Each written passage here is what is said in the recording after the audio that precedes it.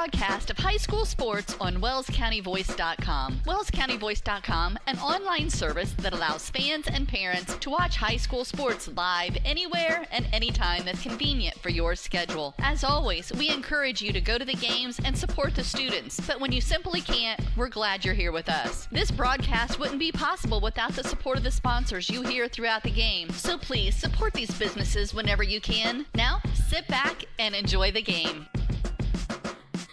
For the first time in almost 2 years, welcome to the Courtyard with unlimited attendance.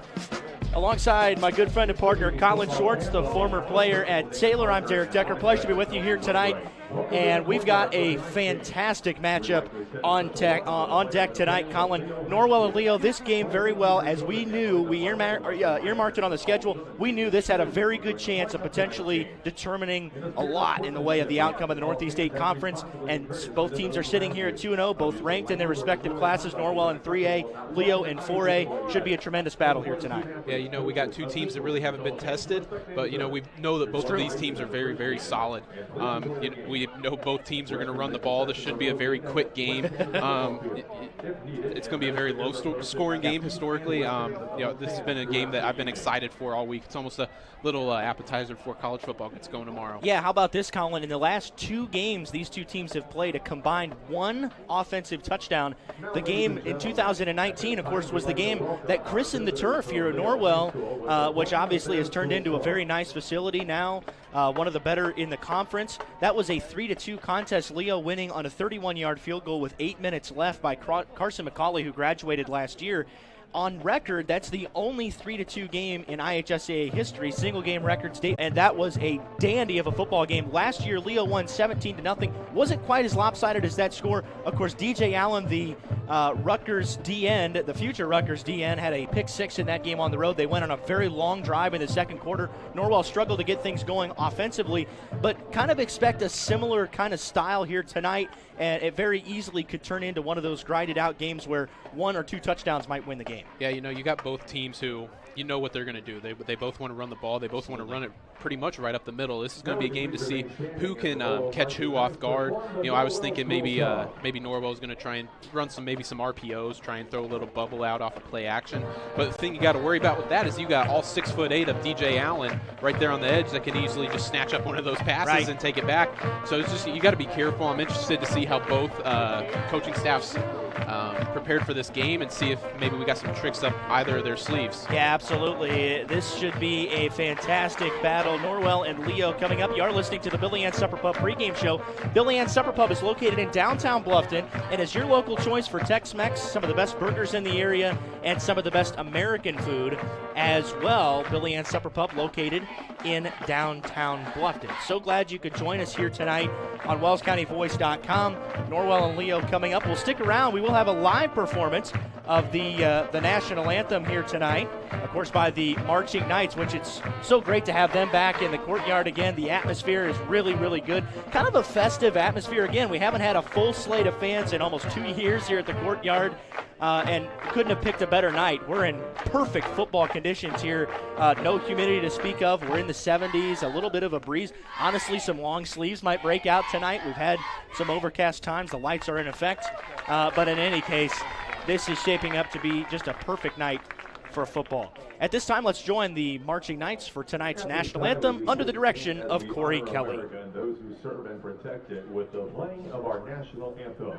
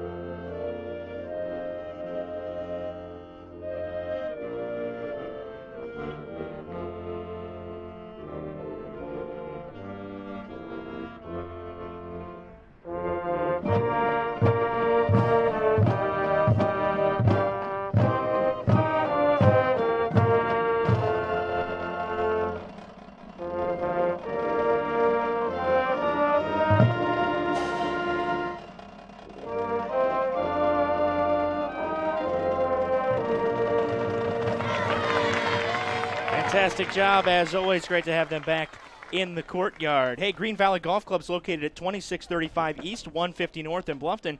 Head on out to Green Valley Golf Club to hit a few on their driving range, putting green, or play around. Green Valley Golf Club, where your friends play. We'll step aside. We'll come back with the balance of the Billy Ann Supper Pub pregame show after this on WellsCountyVoice.com, part of the Voice Sports Network and the IHSAA Champions Network. American Mortgage Service Company, located at 1169 North Main Street in Bluffton. We specialize in helping individuals realize their dream of homeownership by providing a top-notch, best mortgage experience. We offer a wide variety of loan programs and the most current rates available. Contact Angie Top or Jessica Best at 260-353-3000 or apply online at bluffton.americanmortgage.com. This is not an offer for the extension of credit or a commitment to lend. American Mortgage, NMLS ID 8246. Angie Top, NMLS ID 478736. Jessica Best, NMLS ID 613932. American Mortgage is an equal housing lender. Did you sprain your ankle playing with your kids last night? Have you had a nagging pain while training for an upcoming race? Or do you have an upcoming surgery? Indiana Physical Therapy understands how important and valuable your time is to you.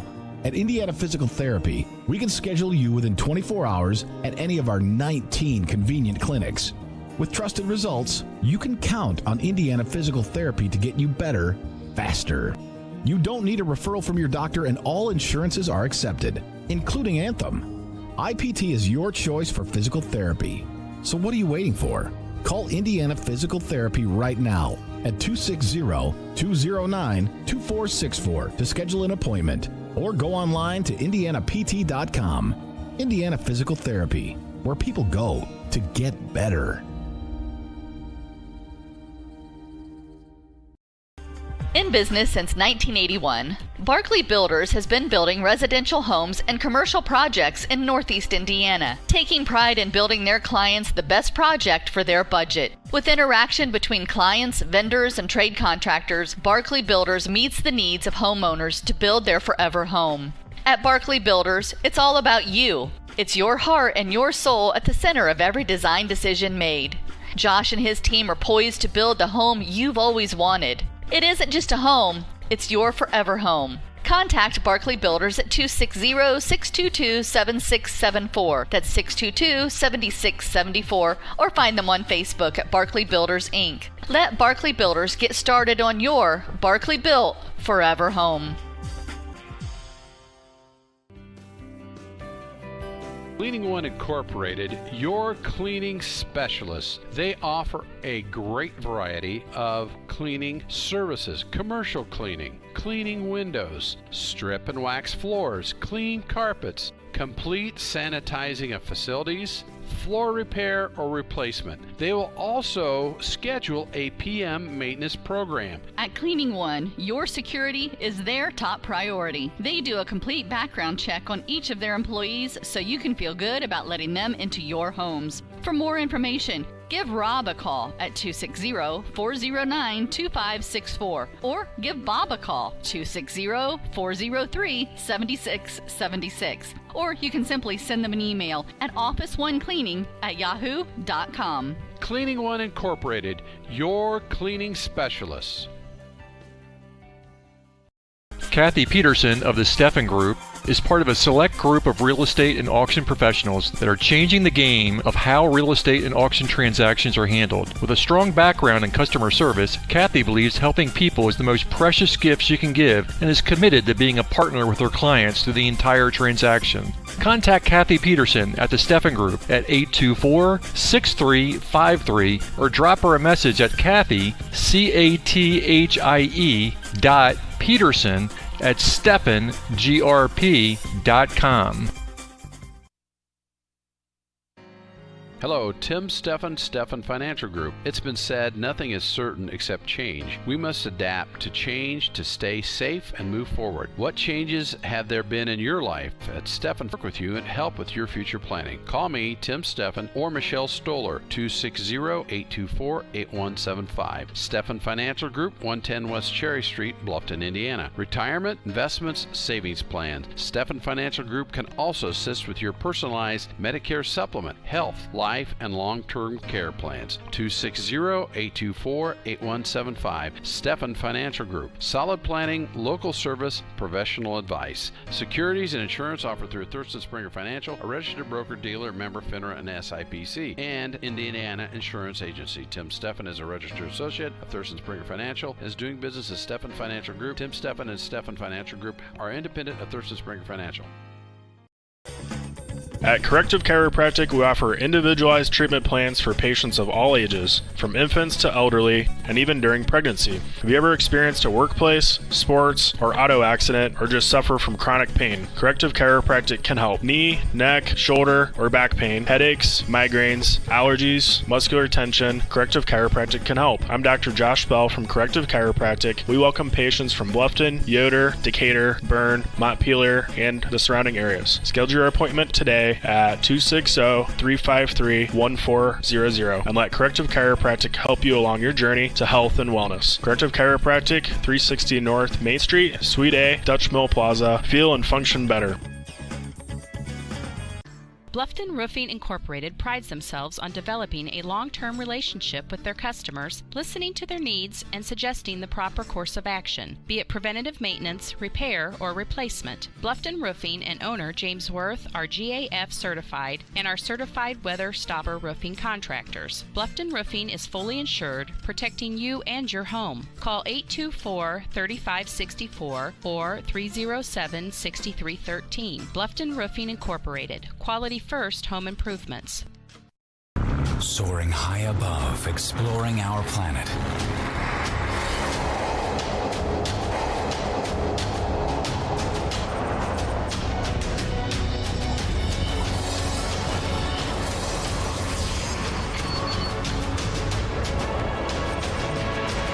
A professional timepiece designed to take flight. Citizen ProMaster. Go beyond.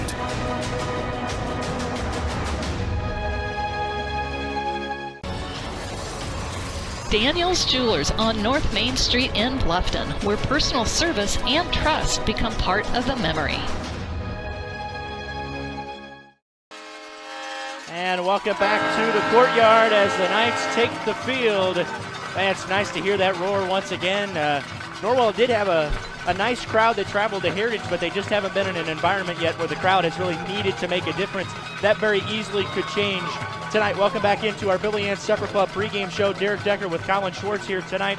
And Colin, really the other big storyline tonight that was an unknown coming into the evening is Luke Graff. We noted that last week we saw the play where it happened. Turns out it's a thigh bruise. He really limped off and really struggled to get to the sideline. It has some lasting effects. I was told today that he's at about 70% and is looked to be used mainly defensively today, which limits them on offense a little bit. The good news is they have a couple other capable backs, John Colbert, Drew Ringer, even Tim Bonjour has gotten some good carries over the first 2 weeks, but it's good to know that Graff will at least be available and playing here tonight. That's right. He's a big piece of that offense, obviously probably their number one runner last week. He had 12 carries and Colbert's 9. So, right. he's probably the leader of that offense. He was a big part last year as well. But that's not the only injury, too, for Norwell. You got a key piece in senior safety and wide receiver Bo Morgan, who's going to be out for at least the next 3 to 4 weeks.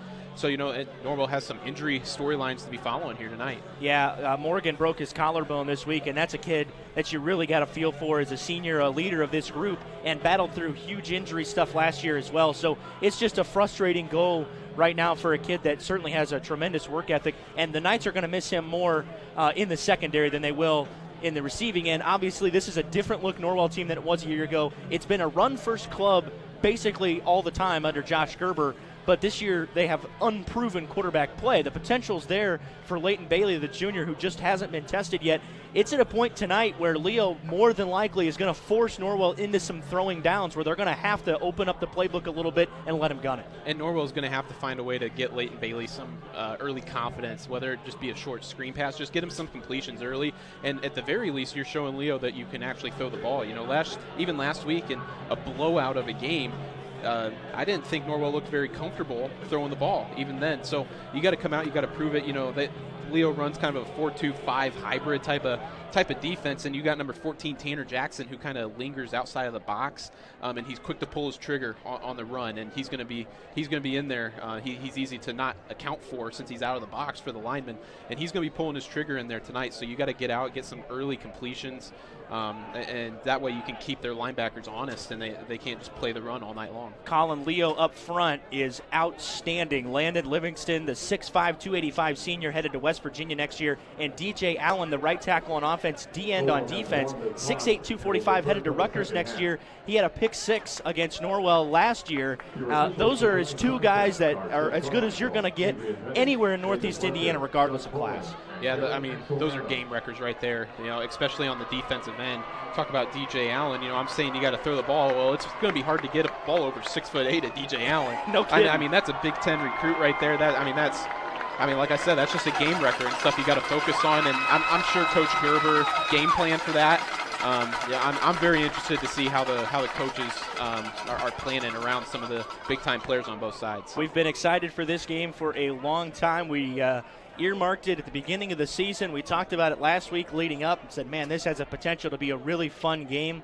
Had it not been for Homestead taking on Lewis tonight, this very easily could make the case for the best game in the area tonight in all of Northeast Indiana. But again, really East Noble's kind of that third team that's hanging around in there. But these two teams are the heavyweights in this conference, and they're very similar in style. They both like to pound the football.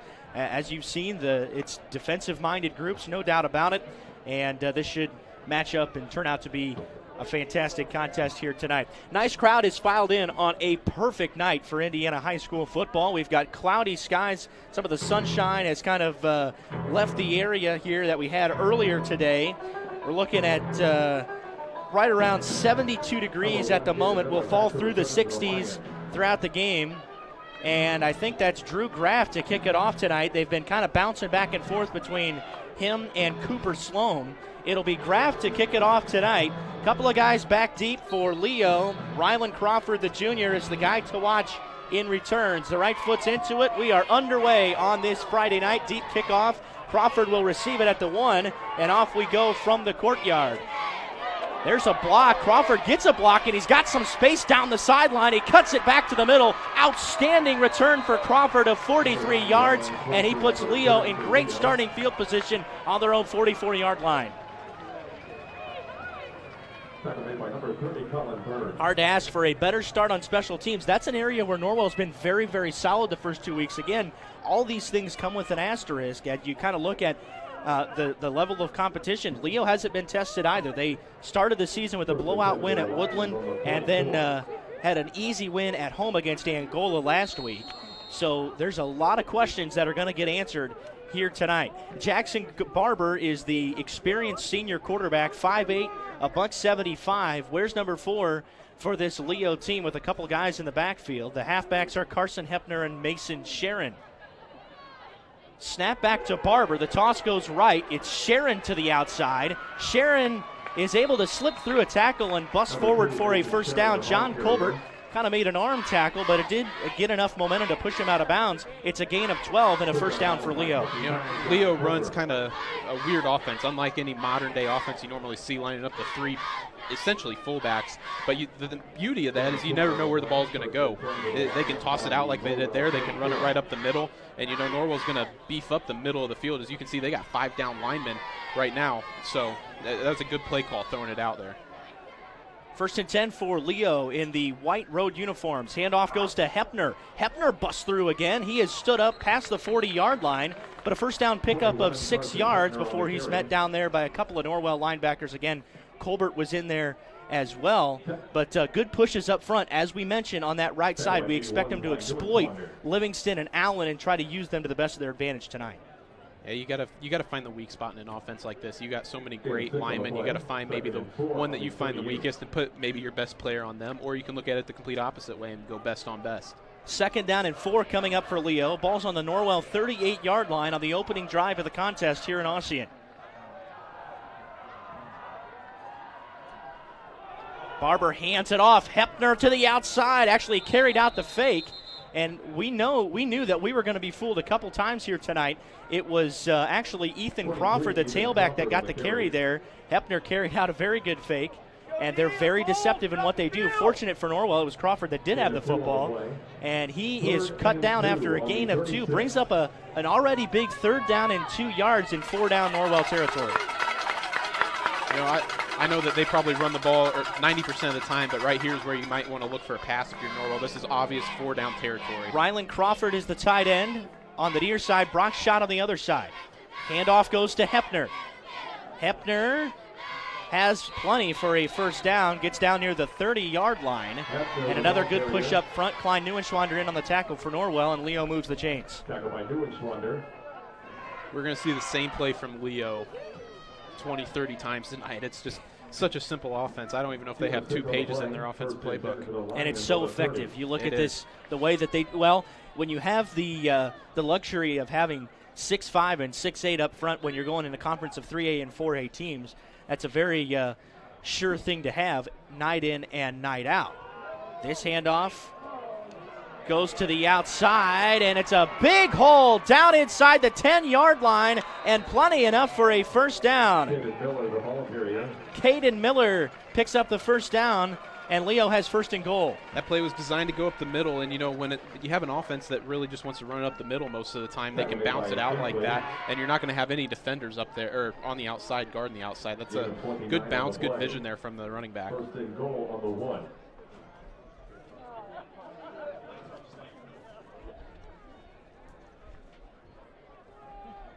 Already danger time. Norwell's only given up 1 offensive touchdown on the season.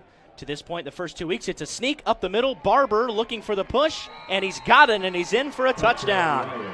Leo scores first just over 2 minutes into the game, and that was a pretty easy drive for the Lions. They did not throw a pass on the drive as we expected, and they've got the 6-0 lead way through the uprights, and it's 7-0 Leo. American Mortgage Service Company is helping individuals realize the dream of home ownership by providing a top-notch best mortgage experience.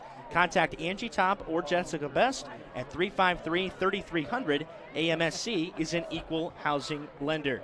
Leo went to both sides in that drive, Colin. They were able to stretch it out to the right. They were able to find pushes up the middle, and not a lot that Norwell was able to meet with resistance. You know, the one thing I did notice is they never ran it at Brody Bolin. And like I said, when you have an offense like this, you can kind of put it anywhere you want. The only time they ran it to Brody's side was when they swept it out on the first play, on the little toss play. Other than that, they were just pounding the left side. Might look for Norwell to start mixing him around, make it a little tougher for the coaches on Leo to predict where he's going to be. Well, and the other thing that Leo does so well is they have such depth in guys that can run the football. They had 11 different ball carriers in their opener at Woodland. I mean, that's almost unheard of, especially at the high school level for a 4A team. They've got so many guys that can damage you, and they showcased it there on that first drive. And it wasn't a heavy dose of any single guy. They utilized Hepner. They utilized Sharon. They went with Caden Miller. They went Jackson Barber a couple of times. There's just so many weapons in this offense for head coach Jared Souter, who's 130-41 in his 16th season. That's pretty good. At Leo, that's darn good. Jake Patton is on to kick it off here for the Lions. It's a low line driving kick that bounces inside the 10. It's picked up by Tim Bonjour at the 8-yard line. Bonjour didn't have a lot of room to work, and he gets out past the 20, and Norwell will set up shop on the 22-yard line. So now more questions get answered here as Norwell goes to work on their first offensive drive. Expect a steady dose tonight of John Colbert, who is it's not necessarily the second string running back. It's kind of a B option for Norwell, or another A. It's kind of a B option for Norwell, or another A option. Colbert has plenty of talent to be a starter anywhere, and he will get the bulk of the carries here tonight for the Knights. At least we expect it to be that way. Leighton Bailey lines up under center, 2 to the right, 1 to the left on this first down play. Handoff goes to Colbert, and Colbert is met up front with no gain. Man, there was no room in there at all, and Landon Livingston already making his mark. The West Virginia commit gets the tackle on the first play of the game. Play just felt like it took too long, didn't it? Gave them too much time to get that penetration up the middle. And again, you're talking about a completely different speed than the Knights have seen the first 2 weeks. Absolutely. And that's one thing you can't simulate in practice, especially as a 3A school like Norwell. You're not going to have the JV kids that can simulate this kind of speed. Bodenheimer in motion, handoff to Colbert once again. He fights through a little bit of traffic and falls forward for a gain of 2, but it's going to bring up 3rd down and long, and already Norwell in a passing down on their first series. And this is not what Norwell wants to be in either. Through the first 2 games, like you said, kind of an unproven quarterback, and even last week, didn't look super comfortable throwing the ball. So we're going to find out, what kind of passing plays they're able to throw in. And I thought that they should have came out, maybe completed an early pass or 2, try and get his confidence up and just keep Leo on their toes. Big 3rd down already here for the Knights. Out of the pistol with Neuenschwander in motion. Bailey is looking to throw it. He dumps it off for Colbert out of the backfield, and Colbert bursts forward across the 30, but I think shy of a first down by about a yard. It will depend on the spot. It looks like 4th down is coming up, maybe 1, and I would think, Colin, this is well too early to test Leo here, and I would imagine the Knights will punt it, and they will. Absolutely. After the first 2 runs, got you pretty much nothing. I don't know if you can trust this early in the game to go for it and give Leo the ball and plus territory. So Drew Graft is on to punt here tonight. The Knights have utilized Graft. They've used Bolin, who has a booming right leg, and booted a 54-yarder in the opener down at Knightstown against Jennings County.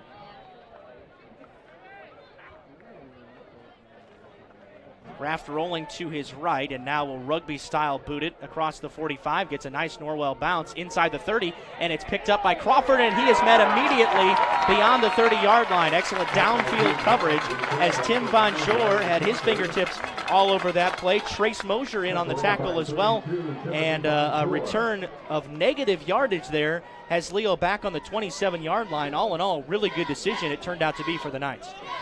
Took too long to decide what he wanted to do with it. At that point, just hop on it like a fair catch, almost trying to return it and lost a few yards. 41 yards net on the punt from Drew Graft after the minus return there for Ryland Crawford. And Leo back to work on offense. Did not take long for them to score on their first offensive drive, just over 2 minutes, and they only had to go 56 yards. It's a toss back to Hepner. Hepner fakes out Colbert and cuts it back inside the numbers for a gain of 9. Colbert had him locked down there, and he forces Luke Graff to make the tackle out at the 36-yard line, a first down pickup of 9. With Norwell lining up the 3 guys in the center, I mean, you're covering up the center and then both guards, and whenever they toss it out like that, you're losing a defender when you do that because you got 5 guys down instead of just 4 like most defenses. So Norwell might have to make an adjustment and spread those guys out a little bit. 2nd down and a yard. Handoff once again, and a big hole up the middle for Ethan Crawford. The tailback's going to take it to the house. 64 yards on the touchdown, and the Lions are up 2 scores on the Knights. That's the beauty of that offense. You can never tell who has the ball. And, they may be beefing up the middle, Norwell's beefing it up the middle, but, they're able to find the hole because nobody knows who has the ball. It's more of a modern-day triple option, if you will. Boy, if you are Leo and you come on the road, what an outstanding start here as the Knights defensively have looked overmatched in the first 2 drives of the game. The Lions have had no trouble moving the football. Another line drive kick, but it finds its way through, and it's 14-0 Leo, not even 5 minutes in to the first quarter. Craigville Appliance has been serving Northeast Indiana for 100 years. They buy in bulk all over the country and pass the savings on to their customers, located at 2383 North Main Street in Craigville. 7:23 left in the opening quarter here at the Courtyard, and Leo has come out all cylinders firing, 14-0 on the road. Well, we're going to find out what Norwell's made of, aren't we? Haven't faced any adversity whatsoever so far this season. I mean, they were outscoring their defenders, or the opposing team, 70-6 in the first half, 35-6 in the first quarter. Right. I mean, just absolutely no resistance Norwell has faced so far, and they're learning pretty quick what a good team can be. And Leo's probably the favorite to win the NE8. Yeah. Kind of stinks that this is their first test, to be honest with you, but that's just the way it's been every year. And we're going to find out what Coach Rivers' team is made of, how they respond, what kind of leaders they have. They need to get something going on this drive. They can't go 3 and out here. They got to find something that works. Well, Norwell's lost 6 in a row against Leo, and the Norwell coaching staff, this game is played later in the season every year. Of course, the NE8 does not change its schedule year to year, so you play the same team in every week from year to year. And if this game is later in the season, Norwell feels like in some years it may have made a difference. And the kickoff goes deep to Tim Bonjour. Again, just a couple steps inside the 10-yard line, chops his feet and tries to bust it to the outside. And he is tackled to the 25-yard line after a return of about 17. A couple of guys in on the tackle for Leo on special teams, including Kyler Decker, the sophomore. So Norwell has it on their own 25, similar starting field position to last time, except now they're down 2 scores. And, it's very early in the game, and you don't necessarily want to feel pressure. But the way Leo has moved the football on the first 2 drives of the game, you know that this offense feels it a little bit and feels like they need to go down and get points on this drive. Yeah, but it's absolutely not time to hit the panic button quite yet. Go out there, get a nice long drive, get some confidence, a few first downs. You're right back in it. Toss to Colbert. He has a decent block.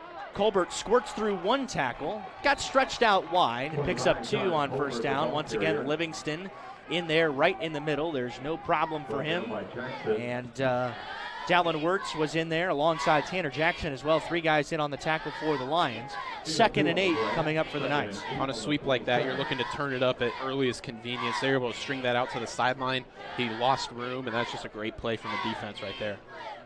Well, this Leo team is experienced at making good plays defensively. The difference here is that they had easy going on their first couple of drives. That is not something that's happened. We mentioned in the open that the last 2 matchups between these 2 teams have featured a combined 1 offensive touchdown. There's Norwell's first completion of the night to Trey Bodenheimer, who slipped out of the backfield. The sophomore makes his 2nd grab of the season. It goes for 9 and a Norwell first down. That's what they need to do. Easy completions.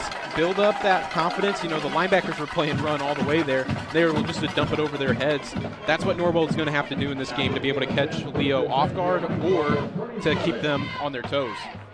You got to keep them honest. That's going to be the thing in this game. That's going to be the key for Norwell's offense. Can't let the linebackers just come up and play 100% run all the time. Cohen Bailey, Klein Neuenschwander out to this side for the Knights on this first down play. Bailey to his left. He looks to throw it again, but now the pocket collapsing, and he just tries to get back to the line of scrimmage, ends up picking up a yard. So on a little bit of a broken play, Bailey did not have his first option there and made something out of nothing. I couldn't tell if that was like a quarterback draw or if it just broke down. He didn't see what he wanted. That's kind of what it looked like to me, was the second part of your comment, is it looked like that the first option there wasn't there, and then he just kind of had to scramble and try to make a play. 2nd down and 9, ball on the 38-yard line. Knights have 1 first down in the contest, trailing 14-0, and a swiftly moving first quarter. Hard count on 2nd down. Colbert outside the hash mark. And a whistle, and Landon Livingston. That's important. Livingston had his helmet come off there, and he'll be sent off for this 3rd down play. I wouldn't necessarily be surprised to see Coach Souter call a timeout here and get him back in on this 3rd down and 6. I guess that's not going to happen, at least at the moment. But with just over 5 minutes left in the first quarter, the Knights trailing by 14 and a 3rd down and medium coming up.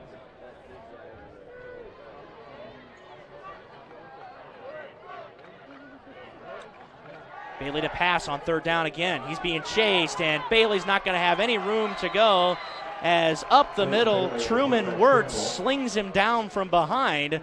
A gain of 2, nowhere near the sticks, and the Knights are forced to punt again. Deep passes is not going to be the game here for Norwell tonight. He looked like he was dropping back ready to go deep right there. It's going to have to be short dump-offs, 5-10-yard completions. There's not going to be very many deep balls thrown from Leighton Bailey, in my opinion. At least he hasn't proven that yet. I would have liked to see maybe something a little shorter, kind of like that play they got on the first down there.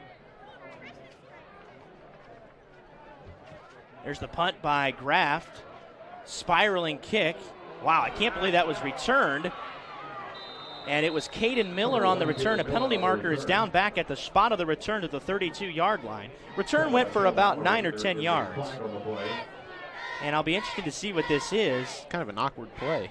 Well, you got another flag, too, on about the 50. Yeah, you're right. And on a play like that, you would have expected that to be a fair catch because the defense was there, and he actually was able to get a bit of a return out of it. And the officials are discussing. Jeff Carmichael is the white hat on this crew, complimented by Adrian Petty, Nathan Fletcher, Doug Pullins, and Darren Axel Adams. And 3 of them are over there discussing what the potential 2 separate fouls are going to be. They're talking to Coach Souter about declining, so it must be against the Knights.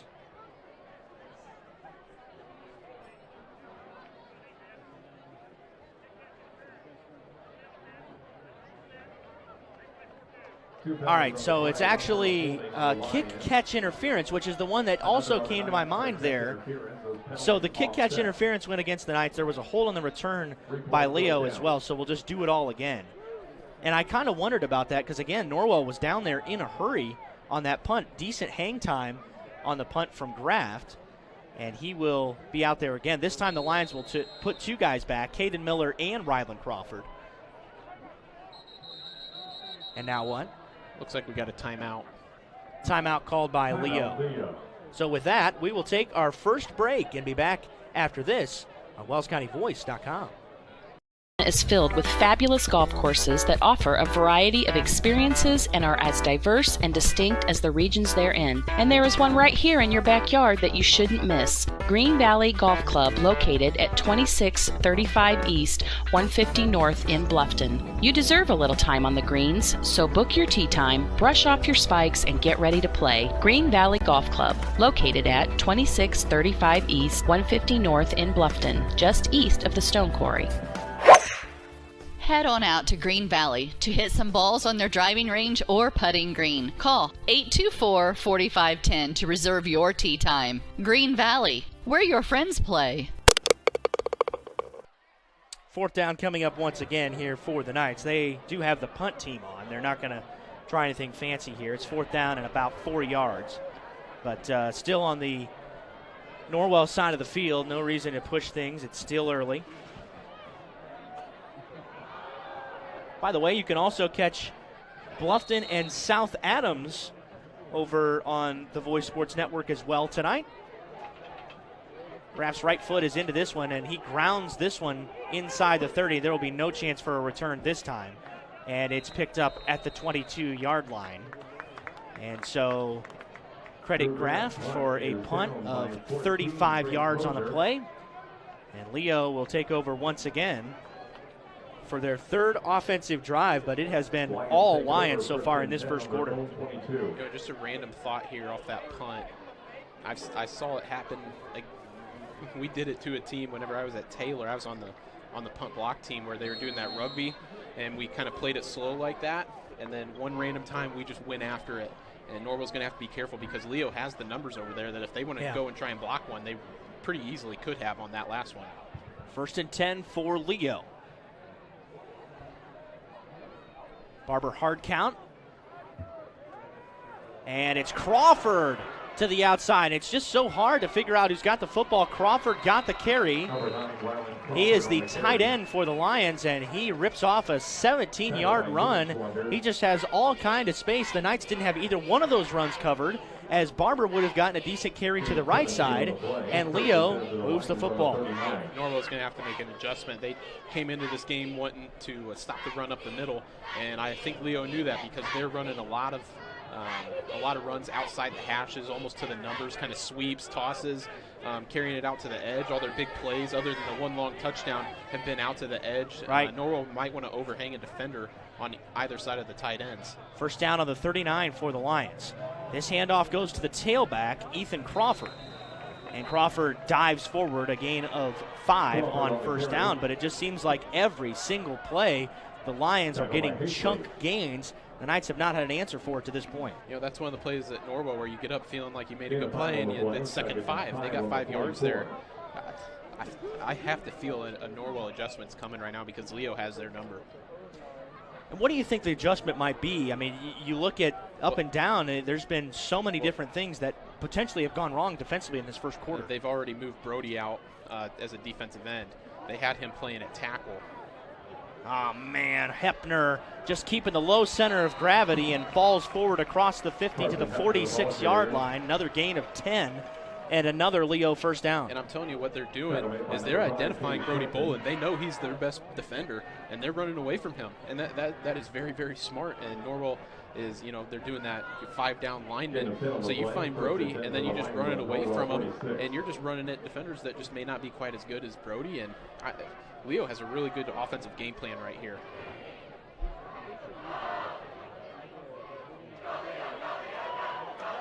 Oh, another big run coming for Crawford, and he's going to go the distance again.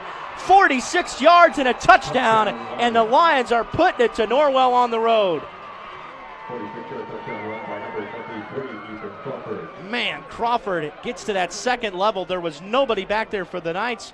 They had everything packed in the middle, and once Crawford got through the initial push, he turned on the afterburners and puts Leo up 20-0 on the road. And what do you do if you're Norwell? I mean, I don't know. They're running. That's just whatever they want to do right now. Leo's getting whatever they want. They're running it outside. They're running it right up the middle. The only thing they haven't done is running at Brody Bolin yet. So I don't know how Brody would feel about being a linebacker, but you might have to move him back there to give him a little more free reign to move around and make plays. But right now, Norwell needs to figure something out because what they've tried to do is not working on defense. Hey, Cleaning One Incorporated is your cleaning specialist. Commercial, home or office, windows, strip and wax floors, sanitize your facilities, carpets, and so much more. Send Rob or Bob a message at office1cleaning@yahoo.com. Also, Indiana Physical Therapy is your choice for physical therapy. Our professionals specialize in rehabilitation due to injury, surgery, stroke, disease, or other condition. They'll customize a plan just for you. For more information on IPT or to schedule an appointment, visit indianapt.com. Leo on top of Norwell 21-0. We're not even 10 minutes into the contest yet. And for a team that had not given up more than one offensive touchdown in the first 2 weeks, they have been gashed time and time again early in this first quarter. Leo has had their way offensively. The Knights have not had an answer yet. Leo has not had a play go for negative yards. They have, I believe, their shortest gain of the game was either 2 or 3 yards on a second down play. Outside of that, the Lions have been getting 8-9 drive. And, if you come away empty again and are forced to punt or turn it over, you really feel frustrated about what's going on, and you start to question some things that have been going on. Obviously, Norwell is without its best back tonight in Luke Graff, but John Colbert's a very capable back, and defensively that doesn't have anything to do with anything. He throws it on first down to Bodenheimer, does Bailey, and it pops in and out of his hands. It was a quick toss. Actually looked like a throw that was pretty good. Bodenheimer had it hit off his hands. It was batted up, nearly intercepted, but falls incomplete. Looked like it hit his face mask, right through his hands, hit his face mask. Very lucky that ball was not intercepted. Anytime the ball goes up in the air, you get a little nervous. Well, you can definitely see Norwell's trying to open it up a little bit. The Knights have 2 in the backfield this time. Drew Ringer alongside John Colbert. Ringer's gotten just a handful of carries to this point on the season. Colbert has gotten the bulk outside of Graff, and this handoff goes to Ringer, and there is no room for Drew Ringer. Making the push up front, Ethan Crawford, and all of a sudden third down behind the sticks for Norwell. I mean, what do you do? I mean, good night. And that's where that first down play just comes back to haunt you. You had 10, 15 yards there on that first down play. And, you can't get 2 down on one mistake, but that's one that is really going to hurt Norwell. I still don't think the Leo linebackers are really respecting the throwing game of Norwell yet. 3rd and long, Knights out of the pistol. Snap back to Bailey. He rolls to his right immediately. Bailey still running to the right, floats it, and there's just nowhere to go as he was looking for Klein Neuenschwander, who was set up just across the 35-yard line right at the sticks, and the Knights go 3 and out for the second time today.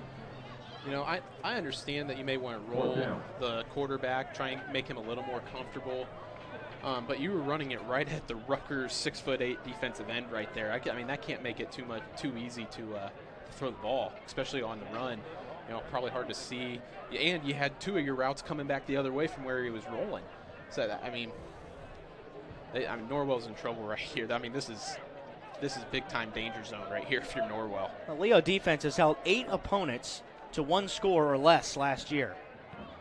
Raft a high short kick near midfield. Miller on the return, gets through a would-be tackler and ringer, and is across the 40-yard line of Norwell. And the best starting field position of the night for Leo with 61 seconds left in the first frame. Well, while we have a moment, we'll let you know that Nathan with Shelton Financial Group has a goal to build long-lasting, deep personal connections with his clients. Visit their location on the north side of Ossian in the old bank building. Leo only has 39 yards for a score here. They're up 21-0. It's been all Lions from the opening kick tonight. Leo easily drove in just over 2 minutes, 56 yards on their first drive. It was capped off by a QB sneak for a touchdown in Barber. Then Ethan Crawford's run for the last 2, and they've been big gainers, 50-plus on both of them. Here's a toss back. This is Mason Sharon, the halfback senior, who has a first down and much more across the 25. Dragged down from behind by Cade Shelton, the corner. It's another first down for Leo. I mean, they can't stop the run up the middle right now. They can't stop the sweeps, the tosses. I mean, they have just had 0 success in any department tonight in the first quarter. And that's not really an understatement. I mean, there's been very few positive things to take away for Norwell in this first quarter. And Norwell has made an adjustment on defense. They went down just back to their normal base defense of just a little 4-4 type of thing. They're trying to – I still think they need to get that overhang defender a little further out to guard those outside plays. Sure. This is Barber on his own. He is tackled from behind at the ankles by Drew Ringer. And no gain on the first down play. And that was a botch play. They ran into each other in the backfield right there. Gave Norwell's defense enough time to snuff that one out. Well, Leo will have to run one more play in the first quarter. And the Lions still have not thrown the football yet, which... No need to. No, there's no need to at all. The Knights have already thrown it more than they did at Heritage last week. They were negative in the yardage in the passing game last week. They were 300 rushing yards in the first half. There's nothing there in the middle this time. The Knights had that one snuffed out well. A couple guys busting through the offensive line for the Knights, including Stuart McCabe, who went up the middle to make the play alongside Brody Mullen. And that's the end of the first quarter. 3rd down and long coming up for Leo when we come back, but they're on top of Norwell big on the road. 21-0 after 1 on WellsCountyVoice.com. Going to have sibling rivalry, and it's no different with the Heidi brothers. They went and built 2 dealerships right next to each other and filled them up with new Chevys, Jeeps, Buicks, Chryslers, Dodge Rams, and more. And some of the best late model pre-owned vehicles around, just so they could compete for your business with service, selection, and price. The choice is yours. Heidi Automotive Group in Bluffton, just 20 minutes south of Fort Wayne. Thunder and lightning, rock and roll, even peanut butter and jelly. There are some things in this world that just naturally seem to go together. At Farmers and Merchant State Bank, it's you and us. That's why at F&M, we're always ready to partner with you on all your financial needs, from checking and savings to auto loans and more. Now that's pretty black and white. Farmers and Merchants, you and us. Learn more at fm.bank, member FDIC. Leo on top of Norwell, 21-0 after 1. They're inside the red zone. 3rd down and 8 coming up on the 18-yard line, heading into the Norwell end zone. They only had a 39-yard field to work with on this drive after the last Norwell 3-and-out. Wow, look at this. Leo has split out a wide receiver. Wow. It's revolutionary, isn't it? We don't know the range of Jake Patton. He's the new kicker. Carson McCauley followed up Ben Von Gunten, a long history of good kickers here at Norwell. And there's a good 3rd down run. Just shy of the first down marker is Mason Sharon by about a yard, but I think this takes any question of kicking it out of the game here, and they'll certainly go for it. Blake Hafley met him a yard shy of the line to gain. 4th down and 1, just outside the 10-yard line. They need a full yard for the first down. I would run a sweep here, a toss, something outside. You know Norwell's going to be thinking they're going to run this ball right down the middle, and which has worked, so they can do that too. But if I'm the offensive coordinator here, I'm tossing this one out to the field. Norwell fans trying to get behind the Knights a little bit on this block. Inside for Sharon, who gets through a tackler and scores a touchdown. Mason Sharon, a patient run. Jackson Barber gave him a block to the outside. He skirted down the far sideline and inside the pylon for a Leo score. Norwell had that place. They had it. I mean, they had him wrapped up at the 10-yard line. They forced it to the outside. They had the overhang defender and Blake Hafley, but he was able to break through the tackle and just pretty much waltz into the end zone from there. That can't happen. I mean, Norwell, you stop that play, you just got to finish it and make the tackle.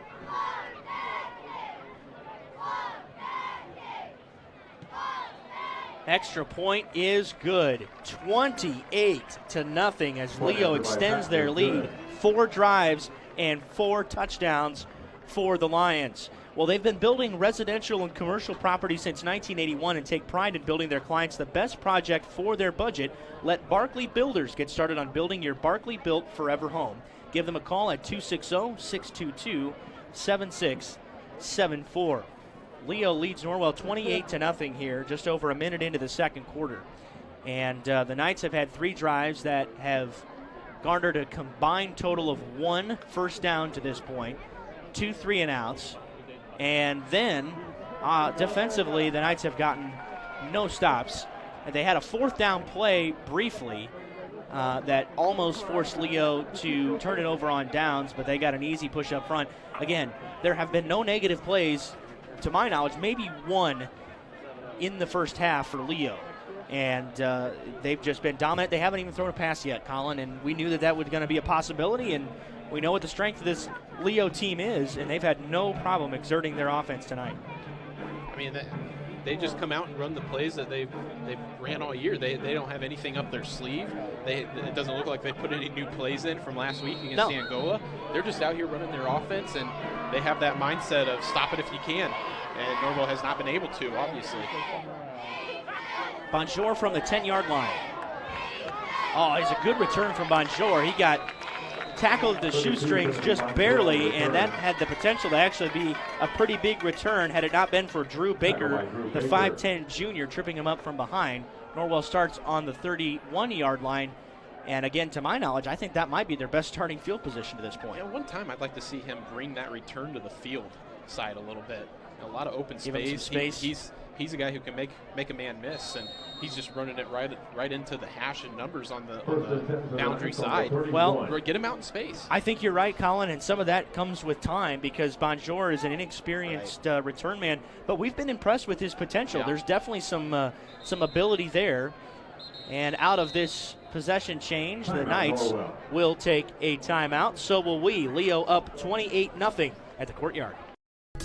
Nick Huffman, a Bluffton High School graduate, is ready to help you buy, sell, or build your dream home. If you're ready to start a new chapter in your life, now's the time. With historic low interest rates, houses are moving at lightning speed. Whether you need single-family, multifamily, agricultural, commercial, property management, mixed use, or land development, give Nick a call or text at 827-8255 or send him a message on Facebook at Real Estate by Nick Huffman.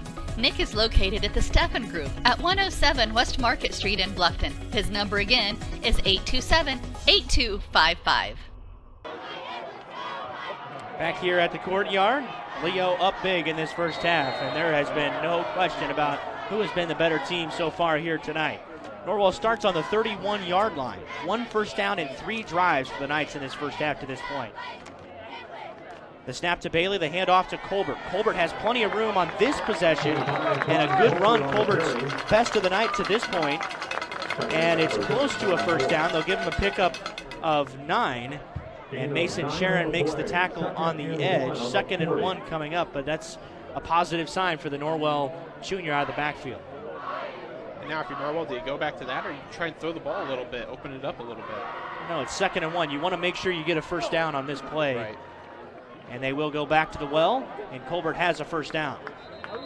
Not a ton of room, but a gain of 3 to move the sticks for the second time here tonight.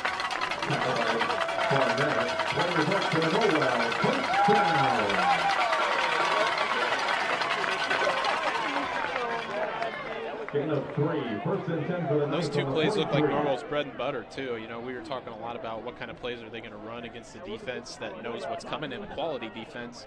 We didn't know if they'd try and throw the ball, open it up, run it to the edge. Those were 2 plays right down the middle, and they were able to get 12 yards in 2 plays. This Leo team has just had a couple of really, a long run of success here the last several years. Here's a toss back. This is Ringer on the first down play.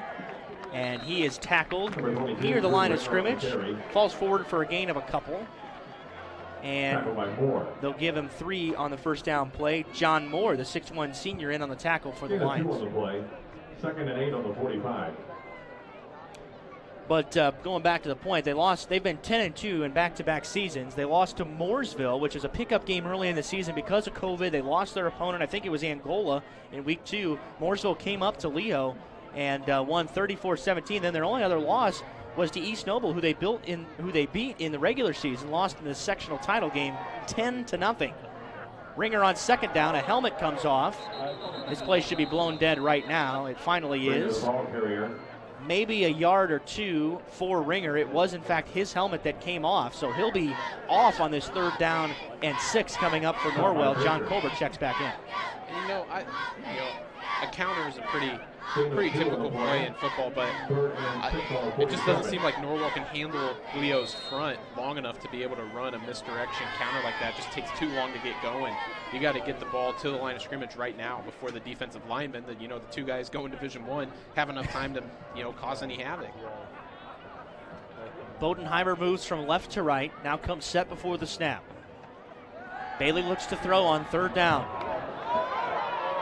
Bailey still trying to stay on his feet, and finally he will go down for a sack. Landon Livingston coming in to make the play alongside Mason Sharon, and the Knights will be forced to punt again. Bailey did not have any options, or at least he didn't see what he did have, and he gets met for a loss, and the Knights are sputtering again, unable to get it across the middle of the field. 4th down. That time they ran away or rolled away from DJ Allen. I don't know how much I'm liking this rollout game from Norwell. It needs to be quick passes. If you ask me, if I were Coach Gerber, I'd want to do some quick passes instead of this rollout, throw it deep. Oh, how about this? Drew Graff kicks it. He intended for that to be on the ground. It's returned from the 50-yard line. Logan Barnett just kind of found a heads-up play on the return. And he said, look what I found, and picks up 12 on the return, and Leo's on the 38 to start their next drive.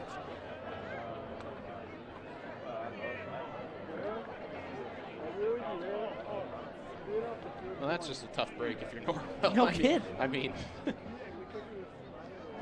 Leo's they just seem to be doing everything right. It's that kind of night so far. There's no question about it. If Norwell, if you're not careful, we may get a running clock here. They're getting to that point. One more score would put them over the top. The Knights have not threatened to score anywhere close to being, they haven't even been across the 50. I was going to say, have they even been in plus territory yet tonight? Not yet. Split out wide receiver, look at this. Again, that's Rylan Crawford to the near side. Reverse. There's the reverse. Crawford gets it. Bolin trying to fight through Barber. He's got a huge size advantage, but Crawford stretches it to the outside. Bolin missed the tackle. Crawford stayed on his feet and has to be taken down by a host of Knights, led by Luke Graft and Klein Neuenschwander, but should have gone down initially, and they're able to squeeze out 5 yards on the first down play. Kind of looking for the dagger right there if you're Leo, trying to kind of put this one over the top. Brody did a good job of keeping it, keeping that play slower developing by staying out there, but you got to go in there and finish the play.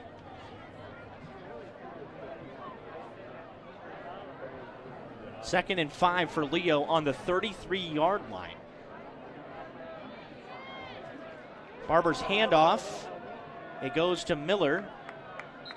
Ran to the left, and Miller falls down at the 30-yard line, tripped up by Luke Graft again.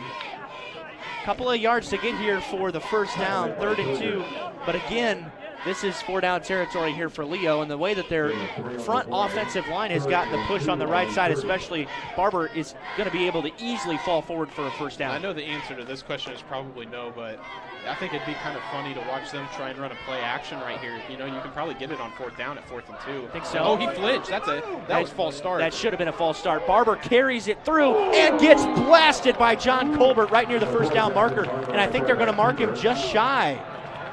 Looks like he's about a chain link short. Maybe, yeah, it is 4th down indeed as Jeff Carmichael comes over to make the signal. So one last play, but you're right, Colin, that should have been a false start against Leo. There was a very obvious movement on this side. How do you miss that? I mean, good grief. Plain as day, we could see it up from the booth. I don't think we've had an accepted penalty tonight. We had the offsetting penalties on the punt, so we have not had an accepted penalty at this point. 4th down and 1, less than a yard. Here comes the sneak, and Barber plunges through and actually gets across the 25. He did almost break that. He was 1 tackle away, and on the sneaks tonight, they're getting 3, 4, 5 yards are the Lions. 1st down at the 23. I mean, everybody in the stadium knew that was going to be a quarterback sneak. That's the 4th time they've ran it tonight. You got to be ready. I don't know if they're going on a silent count. You know, we can't tell that from up here. But, man, if you're Norwell, you got to be expecting that. Well, we expect it to stay dry tonight. There are some showers around the area tonight, very light rain. We're staying dry for now. Most of it's to the north and to the east. It is impacting the Summit City at this point. 1st down for Leo. This is Hepner. Hepner's going to have a 1st down. He's just blasting through contact. Talk about yak yards on that play. 1st down run of 11 yards to move the chains once again. That was an impressive run from Carson Hepner. And he's been doing that all night. All of them have. They've been dragging Norwell defenders. I don't know if Norwell's just kind of going to their knees and just rapping and just going along for the ride until he falls down. But you know, I wouldn't be very excited to go into half here to have to listen to Coach Taylor and Coach Gerber if I'm a Norwell Knight player. Well, this is, I mean, when you put the whole thing in perspective here, for defense is what they've prided themselves on the last couple of years, and they have not been beat down like this in a couple of years. I mean, even last year, again, remember, Leo won 17-0, but only had 1 offensive touchdown in that game. They had the pick 6 by DJ Allen. The year before that was 3-2. And really, the Leo team has been the thorn in their side, again, now for running on 6 seasons in a row. And, of course, Norwell also lost to Concordia last year, but that was 24-0. It's 28-0, and it's not even halftime, and Leo's knocking on the door again. 2nd and 5 inside the 10-yard line for the Lions, as they're about to punch this thing in and potentially guarantee a running clock in the second half. No gain on the play, as that was Ethan Crawford, the tailback, getting the carry there. And again, you want to talk about how hard it is for a broadcaster. You think about how hard it is for the guys that are on the field to see who's got the football. There was 3 or 4 guys that I thought might have the ball there. Ticking towards 3.5 left in this first half. 28-0 Leo. 3rd down and 4 coming up on the 6-yard line of Norwell for the Lions. Toss back. Sharon cuts it up. Sharon to the pylon and to the goal line. Mason Sharon from 6 yards makes it 34-0.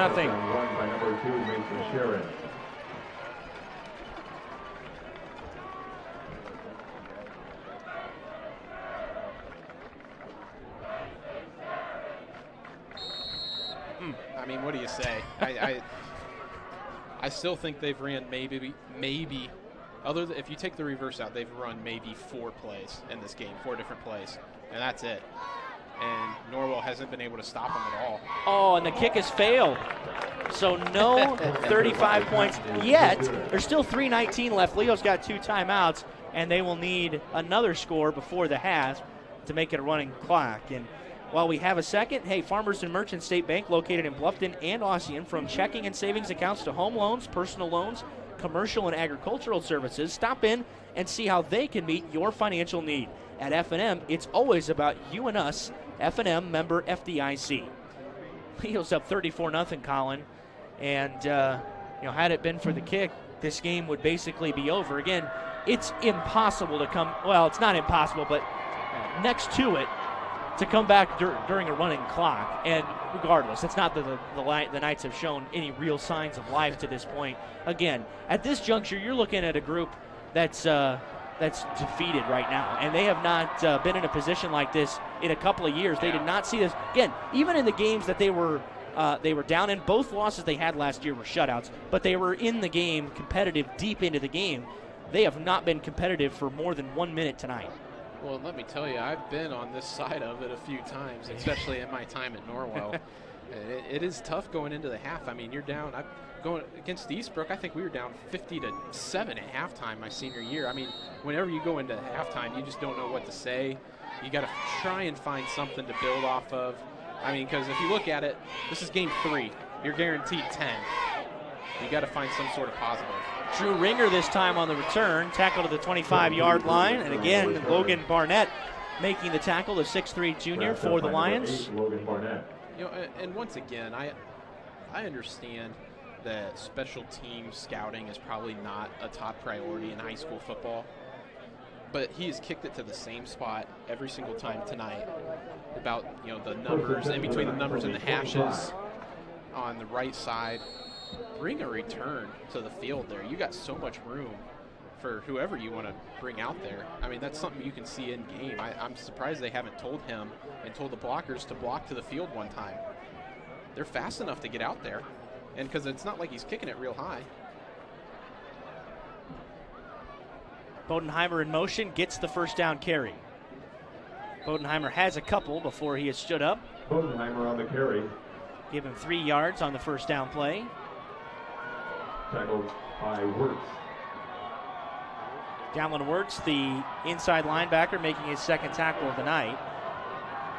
And Colin, I mean, obviously Norwell's going to try to score here, but not in any hurry, which, I mean, how really can you be at this point?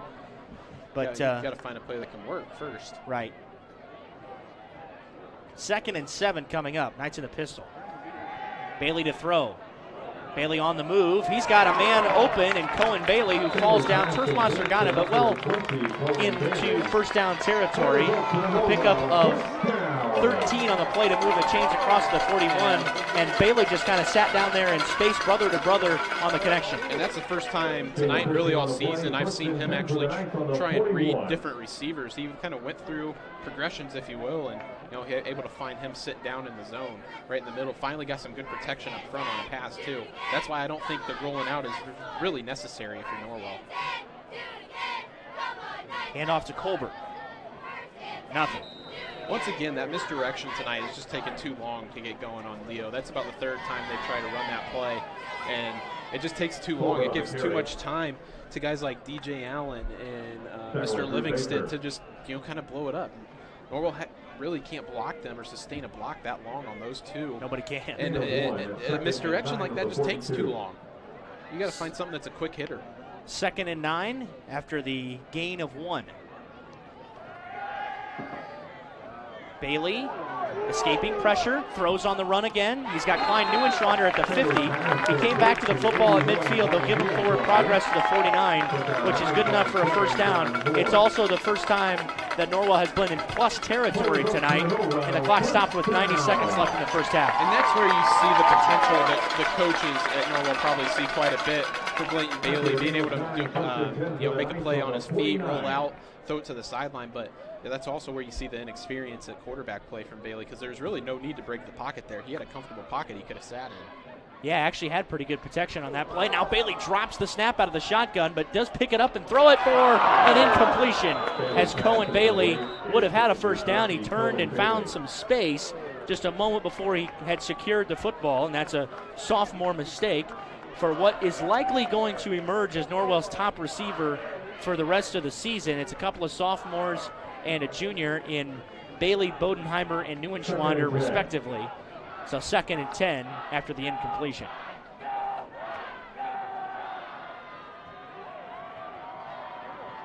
Bailey looking to throw again. Bailey has pressure coming. He stands in the pocket, floats one down the middle, well too far for Bodenheimer, who was streaking down the seam. It'll come back for 3rd and 10, and Bailey had to get that one off in a hurry. He never saw that blitz coming either. That's a great play call from Leo. Norwell feels a little comfortable throwing the ball all of a sudden. Bring a blitz, especially from the backside. No way for Norwell to pick it up. Really good play call right there. And, the thing, though, is Norwell had a guy open there. Yep. No pressure right there, and he's able to dump that one in there. That one might be going to the end zone. Yeah, I think they had the secondary beat. High snap for Bailey, but he pulls it down. Bailey finds some space in the middle. Bailey spin move to the 41-yard line. It's short of a first down. Josh Gerber is barking for a timeout. Norwell will have 4th down and short, and a sustained drive with the first half. And what do you go to here if you're Norwell? You know, you haven't really felt comfortable running the ball all night. You're finally finding something that works a little bit and throwing the ball, but it being 4th and 2 and not 4th and 7, I mean, I really don't know what Coach Gerber would be thinking right here. You know, they have that little dump play, almost like a tight end pop pass that they've been trying to throw to Bodenheimer right over the middle, right? You know, kind of a quick hitter. They could go to something like that, or they could try and run that just, you know, that little wham ISO play right up the middle. But that's going to be hard to do with those two big guys filling up the middle for Leo. I think I'm looking for the Bodenheimer, you know, pop pass right off the snap. Agreed. I mean, I think that's certainly doable. Cade Shelton is lined up to the outside here. Bodenheimer behind the line of scrimmage. And there it is, and it's incomplete. Could have been intercepted a couple of times. Nice play call, Colin. That's exactly what they had, and it was just not there as Leo had that covered right from the line of scrimmage, and the Knights turn it over on downs as they see their drive come to an end at the 41-yard line. That's a great play from Tanner Jackson. You know, they put him out at outside linebacker, but they kind of line him up outside of the box, and he's hard to account for, especially for an unexperienced lineman quarterback like Leighton Bailey. So he never saw him creeping down in there. You know, they tried to disguise Bodenheimer there with a little motion, and you know, that they motioned him right over to who I think is their best linebacker in Tanner Jackson. He was able to snuff that one out. Leo will take a timeout, and we will too, for just a moment with 1:04 left in the first half. Good evening, football fans. My name is Nathan Shelton. As an advisor at Shelton Financial Group, my job is to help our clients plan for and adjust to the unexpected in life. That may be a change in employment status, a change in the tax code, or rising inflation. At Shelton Financial, our process, called the One Life Formula, is designed to help you work through the questions, concerns, and unexpected that may happen in your life. To schedule a time to discuss with us, please call our office at 260-436-7006 or visit our website at sheltonfinancial.com. Nathan Shelton, Investment Advisor Representative of USA Financial Securities, member FINRA SIPC, a registered investment advisor. First down for Leo after the Norwell turnover on downs. Colin, you expecting conservative play calling here for Leo? Absolutely not, and I think their formation shows that. They got 4 wide receivers. I didn't even know they had 4 wide receivers on the roster. So they have it split out here. And I think they're going to throw the ball a little bit here. I think you're right. They're going to see Jackson Barber throw it for potentially the first time tonight, and he will. Barber guns it to the left side, and it's intercepted. Drew Ringer read it right out of the hand, and that's why the Lions don't throw it very often, as Barber just kind of stared down his receiver, and Ringer read it well for the pick. I was going to say, I don't want to take anything away from Ringer. You know, any sort of momentum you can get if you're Norwell here. But he took the snap, he rolled out that way, and eyed down his receiver the whole time. I mean, it looked like he was almost throwing it to Ringer by the time the ball got there. Yeah, and that was that floated up there for a long time. That's what happens when you're trying to run it to the field at the same time, or throw it to the field at the same time, excuse me. Well, Ringer had the interception on the goal line last week at Heritage to negate their only their only really offensive drive of the game that had a chance at scoring points. They got it all the way down to the 1. And Ringer picked it off. 60 seconds left. Now the Knights have a chance to score once again. Bailey stands in there and now throws it over the middle too high for Cohen Bailey and through his hands. You know, they're running that little mesh concept where they run the two crossers over the middle and then they sit somebody down in the middle. It's really a pretty good play call, and that's the pass play Norwell's run most of the time tonight, and they've also dropped it 2 or 3 times tonight as well. Can't happen, especially against a quality team like Leo. Pistol set on this second down play. Bodenheimer comes in motion from left to right, and now Bailey motions him back to the left. Movement defensively for Leo pre-snap. Bailey takes the snap. Bailey with a flag down, dumps it off for John Colbert out of the backfield. Colbert making a play up the middle, close to a first down marker. Clock comes to a stop. Penalty marker came down right at the line of scrimmage pretty much as the play got off I don't to know the if we start. got an illegal shift right here. I don't know if Bodenheimer ever got set. Yeah, I think that's a good call, I believe. And they're obviously going to push him back if that is the case. So I guess formation is the call. put Norwell back at the 47-yard line where they'll have second down and 15. 44 seconds left. Josh Gerber asking for an explanation from Jeff Carmichael, the white hat here tonight. I wonder if they didn't have Enough 7 guys on the line of scrimmage. Yeah, I don't know. Maybe the wide receiver didn't get up there. That looked like the signal there from Jeff Carmichael as he was explaining to Coach Gerber. Now they got 3 receivers on this second and long. Bailey stands in once again, and he gets destroyed. Man, he tucked it and was met by 3 Lions. Livingston had his helmet come off again, but he was leading the charge there defensively up front. DJ Allen in there as well. And, man, Bailey took a lick. And there's no need for him to step up right there. He had comfortable protection. He's bailing on the play too quick. He had nobody in his face. He just got a little uncomfortable. That's the sign of an unexperienced quarterback right there, wanting to, getting a little too antsy. 3rd down and long. Under 30 seconds left in the first half.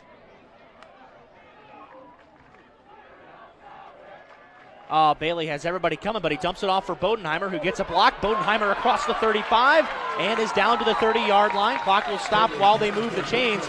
Josh Gerber is going to burn his last time out of this first half.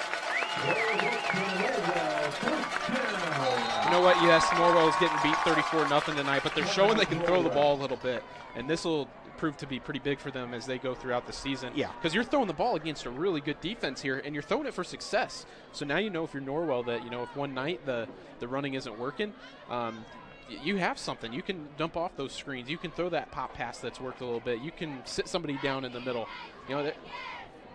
They just haven't had to show it early, and I don't know if that ended up hurting them a little bit by not having to be tested and have to show that they can throw the ball. This is the first time that they've been faced any adversity so they got down quick. They hadn't seen that in a long time. I mean, even going back to last year, you haven't seen them get down that quick in a long time. You haven't had to pull out maybe some stuff you're not as comfortable with in a long time. You've been able just to do what you want all the time, especially this season. I mean, good grief. I guess they haven't scored in the third quarter yet this year, but I mean they've outscored their opponents 97-6 coming into the game. You haven't faced any adversity whatsoever. So at the very least, if you're Norwell, you're showing that you can do some things against a quality defense now. You found some stuff that can work.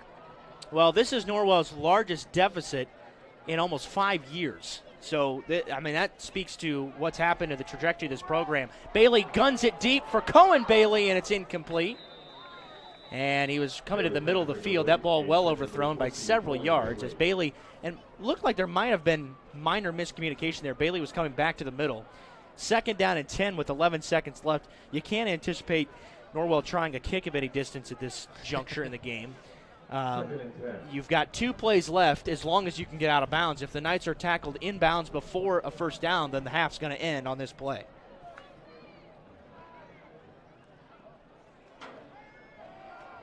Bailey rolls to the left.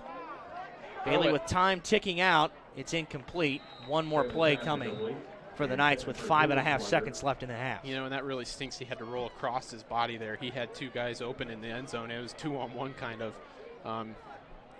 If he could have got anything on that, we would have had a play there in the end zone. 3rd and 10.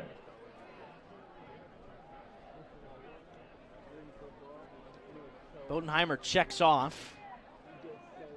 Neuenschwander, Shelton, Bailey, the 3 receivers. And Hafley, the tight end.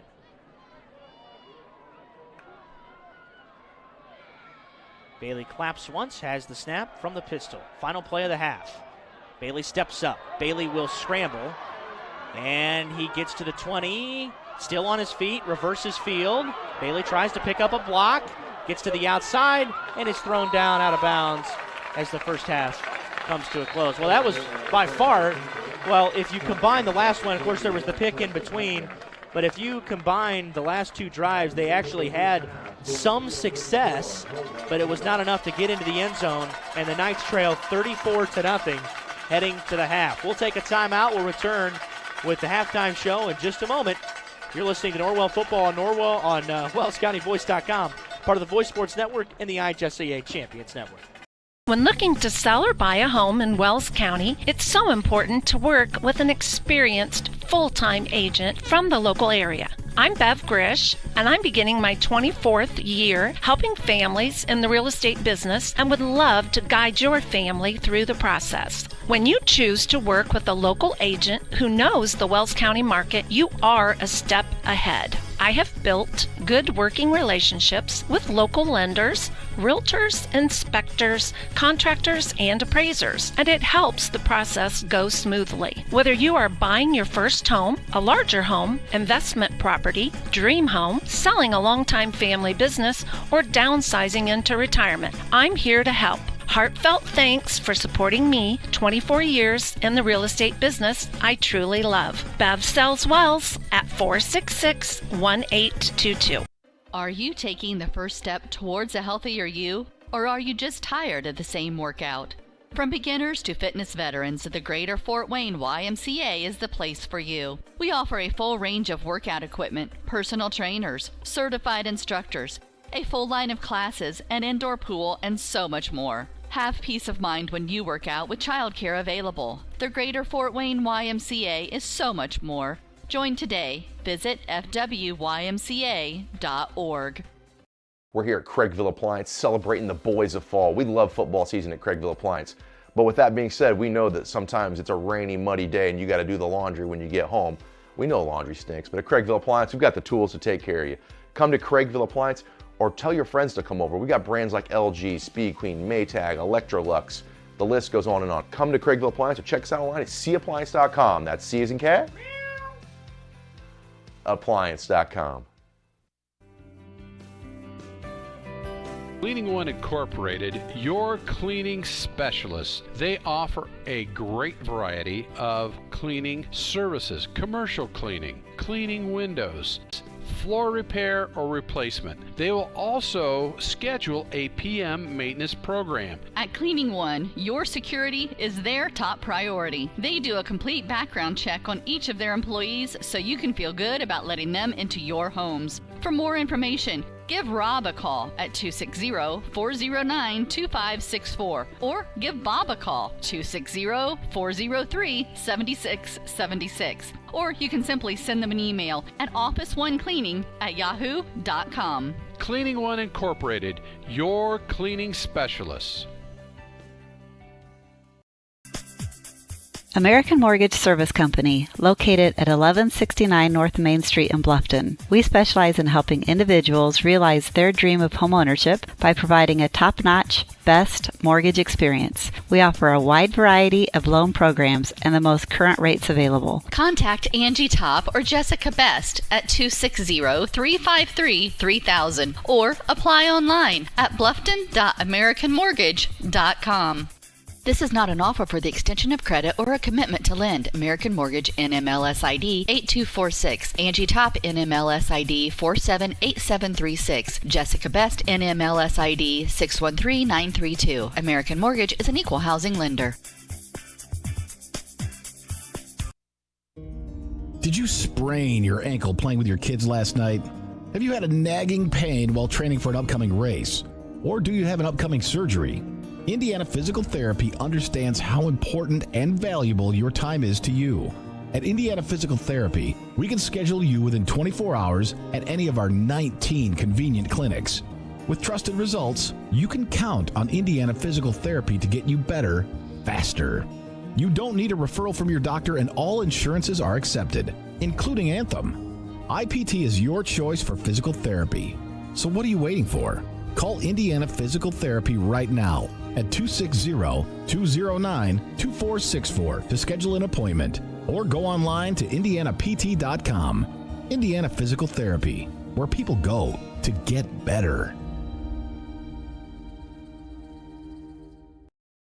In business since 1981, Barkley Builders has been building residential homes and commercial projects in Northeast Indiana, taking pride in building their clients the best project for their budget. With interaction between clients, vendors, and trade contractors, Barkley Builders meets the needs of homeowners to build their forever home.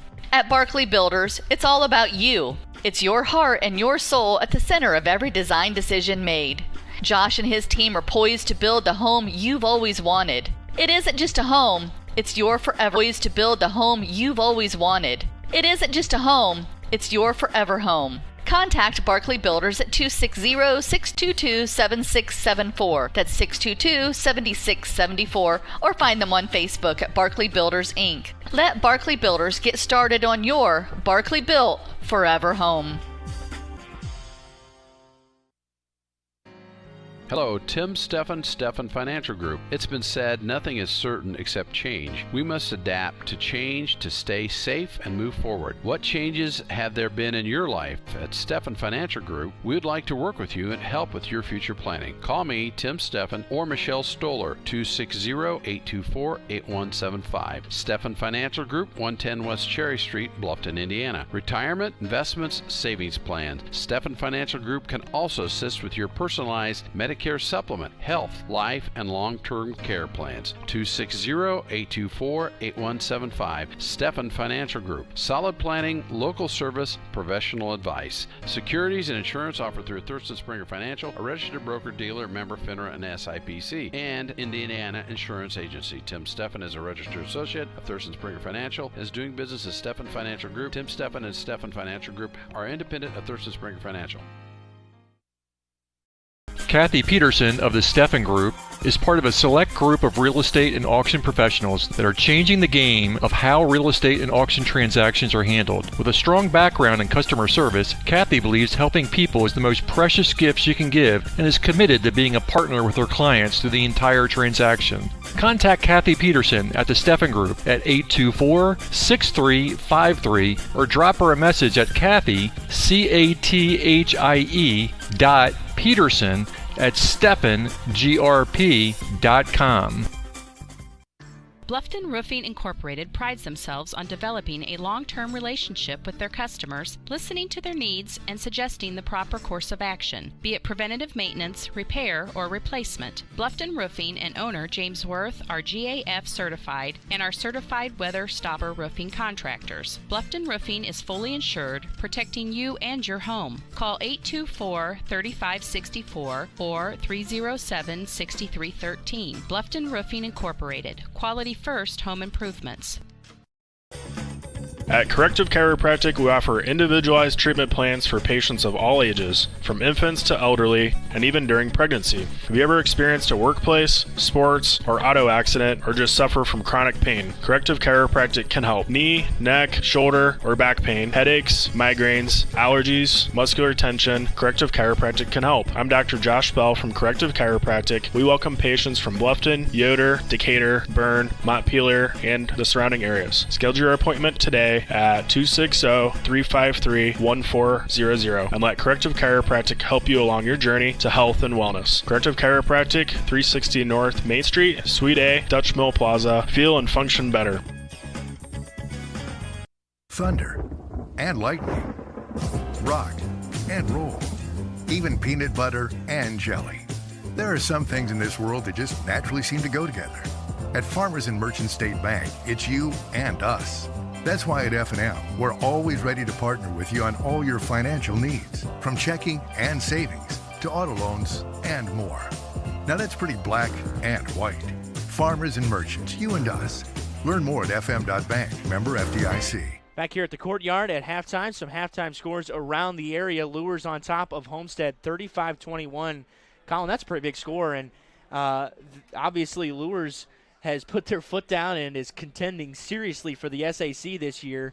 Homestead and Dwenger obviously are in the conversation as well, as always, but Lures, being the 2A team that they are, is going to have a great shot to make a state championship run this year. East Noble is on top of Huntington North, 42-6 at halftime. That's a Northeast 8 score. Also a little surprise, Columbia City leading Belmont 28-21 at halftime. So some points there, and Belmont gets the ball to start the second half. Also, just down the road in Bluffton, South Adams has a narrow 2-point advantage, 21-19 at the break. It was our understanding last week South Adams is playing short-handed and struggled more than they more than likely would have against Belmont.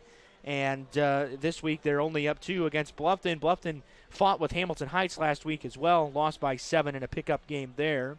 There was Carroll on top of Northside, 21-0 after a pick 6. But those are some of the bigger scores around the area at this juncture. Norwell down 34-0 here at halftime. And Colin, there were some positives to potentially take away from the last couple of drives. The only pass that Jackson Barber threw in the first half for Leo was intercepted by Drew Ringer, who read the play very easily. But in any case, Norwell did put together some first downs and tried to string together some drives, just kind of ran out of time there at the end of that first half. Yeah, at the very least, you got something to work off of here in the second half. And, more than likely, this game is probably over, barring some incredible, the comeback. But, you got some stuff to build off of. And, throughout the course of the season, you're going to have to be able to do more than Norwell's shown the last 2 weeks. They're not as talented as Leo. I mean, just plain simple. Not even close. So Leo may be able to get away with just running the ball like they have tonight, just because of the players that they have. Norwell doesn't really have that luxury, and they're going to be able to have to show different things. And they came out here trying to do what Norwell does all the time, and their game plan is just run the ball and wear you down. But you're not going to do that against Leo. So they're able to make some adjustments. They're able to throw the ball a little bit. And, here in the second half, I'm looking for them to kind of mix it up a little bit, maybe go 50-50 run pass and, just keep the safeties honest. Don't let them pull their trigger too fast on the runs and let them come up, because that's what was happening on Norwell's runs. Is they just had nothing going, and the safeties were being able to come up and pull their trigger, load in the box. They tried to run some misdirection, but whenever you do that, you got guys like Landon Livingston, DJ Allen up the middle who are, they're just too big and too good to be able to take that much time to run the ball. So, but like you said, Norwell's got some stuff that they can keep going to here in the second half, stuff to work on, and hopefully take that into next week against Belmont. Yeah, and I think most importantly, the biggest development in that first half was the emergence of at least some sort of a passing game that can keep defenses honest. There's definitely still some progress to be made, but remember, this is Leighton Bailey's third game starting at quarterback, and the first one against a quality opponent. So you're still seeing lots and lots of growing pains for Bailey and company. But again, if Norwell could go to that at times in the second half, which we certainly expect that they will, not just because of the scoreline, just because they've got the chance to do that. Now, again, we thought they might do that more last week, and just in the second half and the way the game evolved, they had the running clock, and frankly, Heritage went on almost a quarter-long drive with that first drive of the second half and the running clock, so they didn't get a chance to bust out the playbook a little bit. So I think really to look at this second half, I got to expect Norwell to throw it.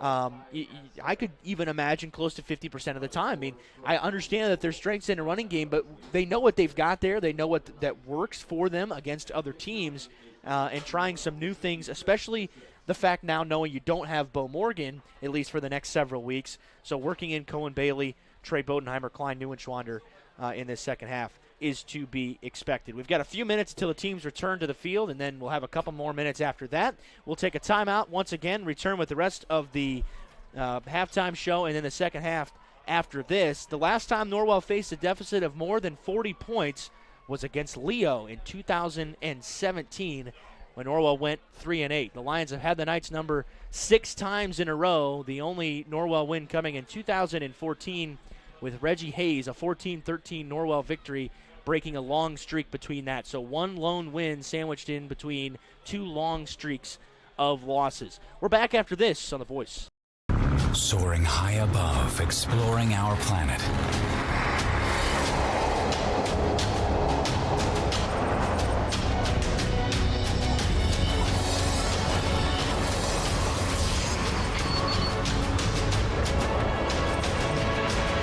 Professional timepiece designed to take flight. Citizen ProMaster. Go beyond.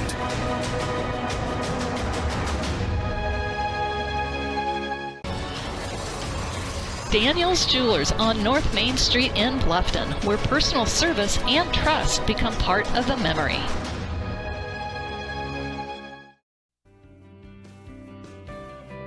Cleaning One Incorporated, your cleaning specialists. They offer a great variety of cleaning services, commercial cleaning, cleaning windows, strip and wax floors, clean carpets, complete sanitizing of facilities, floor repair, or replacement. They will also schedule a PM maintenance program. At Cleaning One, your security is their top priority. They do a complete background check on each of their employees so you can feel good about letting them into your homes. For more information, give Rob a call at 260-409-2564 or give Bob a call, 260-403-7676. Or you can simply send them an email at officeonecleaning@yahoo.com. Cleaning One Incorporated, your cleaning specialists.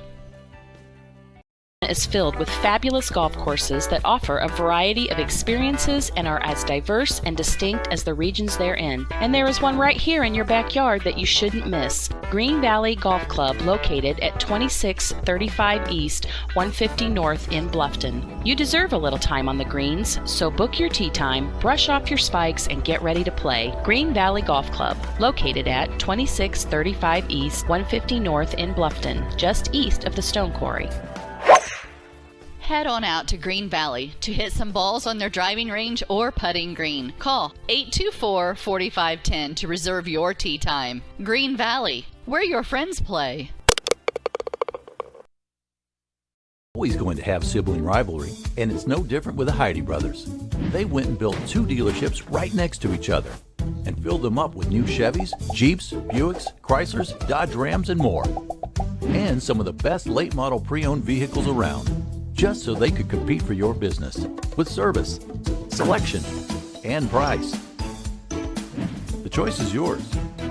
Heidi Automotive Group in Bluffton, just 20 minutes south of Fort Wayne.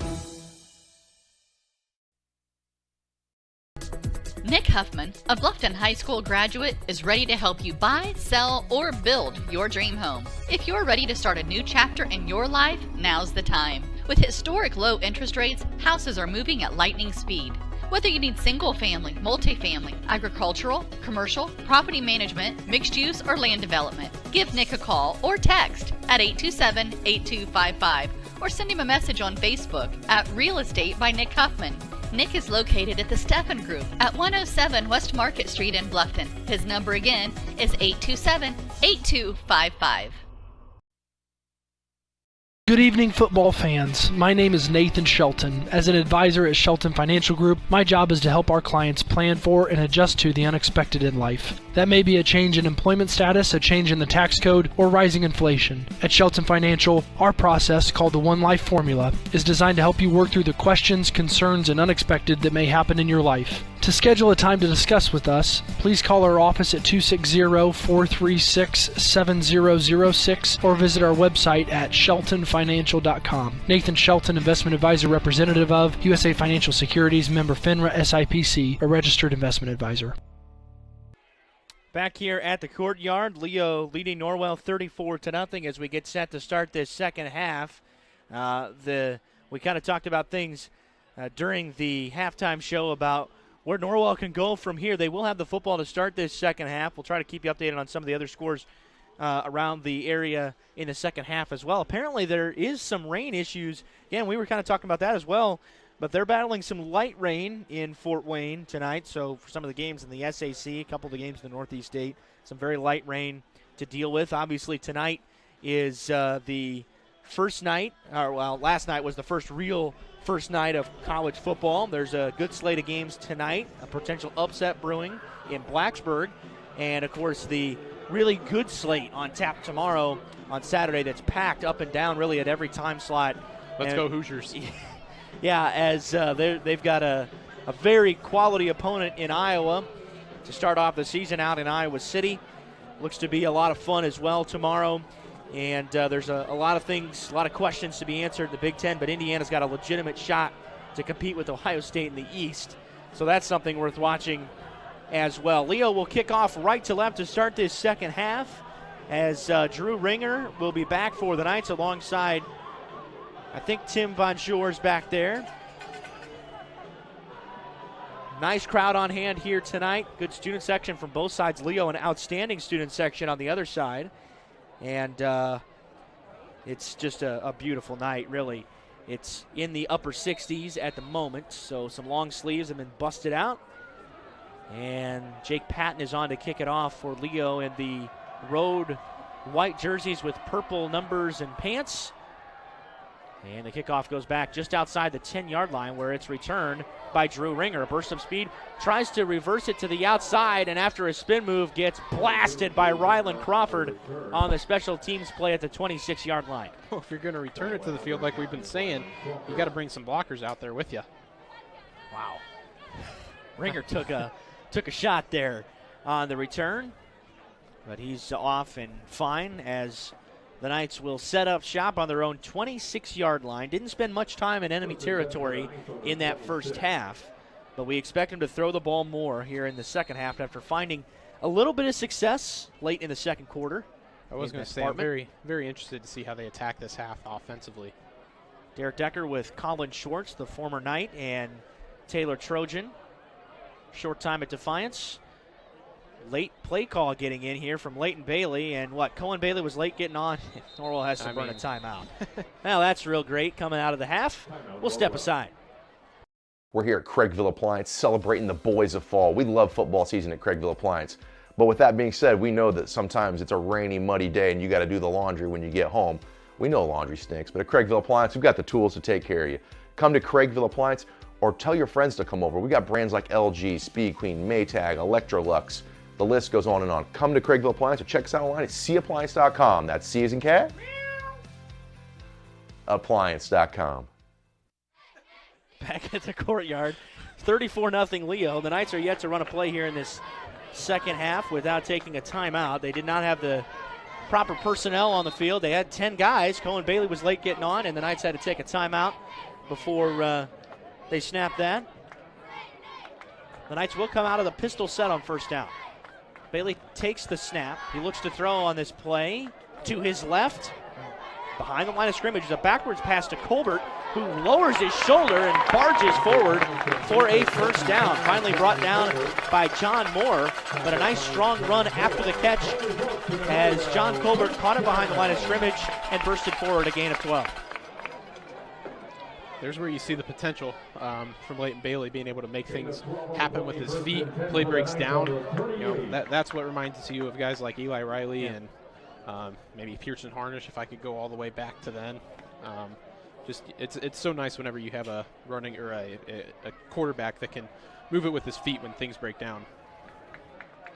Initial push there gets Colbert for. Just gives you so many more options. That's when you can run the misdirection if you can contain the guys up the middle. Press coverage on the outside for Leo in the second down play. Toss goes to Colbert. He cuts it back up, and he's got a big gain across the 50 and down into Leo territory across the 45-yard line. Finished off by Rylan Crawford on the tackle. The Knights move the chains with ease as they're set up on the 42. Nice run for John Colbert after the toss. See, this is why I was hoping Norwell would come out throwing the ball a little bit in the first half. They tried to do what they normally do and run the ball, and Leo knew that, and they were able to stop it. But now that Norwell's shown that they can pass the ball a little bit, it opens up the run for you. And if you're so good at the run, if they at least feel threatened by the pass, you can run the ball so much better. Hand off to Colbert. He tries to move forward, and he gets pushed back. Outstanding play made up front by Tanner Jackson, who blasted through the Norwell line and negated that run for 2 as Colbert lowered his shoulder. He's a big body to stop. Colbert listed at 6 foot 195. He's a well-built junior, and he got met with vengeance on that play. I'll tell you what, we're obviously a Norwell broadcast here. We both went to Norwell. Are we? But I've had a really good time watching Tanner Jackson. He is a really quality outside linebacker. He hasn't committed to any college like some of his teammates have, but he is somebody who flies around. He throws his body around. He's made some really nice plays tonight. 2nd and 8 for the Knights. Play action. Oh, Bodenheimer slips out of the backfield and has a big gain for a first down. Still on his feet across the 20. Rylan Crawford again makes the tackle for Leo. He's off to Illinois State next year. And that is another first down. Trey Bodenheimer, once he got his feet underneath him, he had good space, a lot of room to work with at the second level of the defense. And the Knights have a first down on the 16-yard line of Leo. That's such a quick hitter, too, on that tight end pop pass. You got to be ready for that. And that's where, having a guy who's going to Illinois State to be able to come up and react to that is nice. Hand off to Colbert as Bailey was under center that time. Negligible gain, but a couple of yards squeezed out there as it gets down inside the 15. Mason Sharon makes the tackle for Leo. Call it 3 on first down. Well, the Knights look apt to score on this drive. They have moved it well, and you certainly don't want to see them sputter here inside the red zone. Once again out of the gun, Bodenheimer from left to right, 3 receivers. Bailey scrambling. Bailey's got to get rid of it. He just chucks it up there, and Bolin bats it down because he's not an eligible receiver, but it's illegal touching. So it's, well, actually, I think it's intentional grounding. Pardon me. There was no eligible receiver in the area there. Bolin certainly isn't one of them, and this will be a loss of down, so there's no reason to decline the penalty. Bailey just got swarmed there late in the play and didn't really have any options to go to.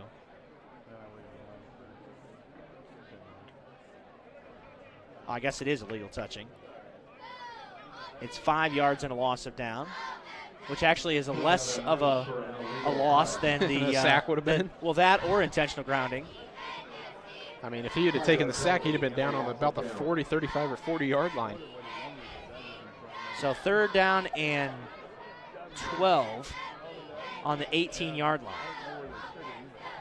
You do not want to be 3rd and long against these guys. No.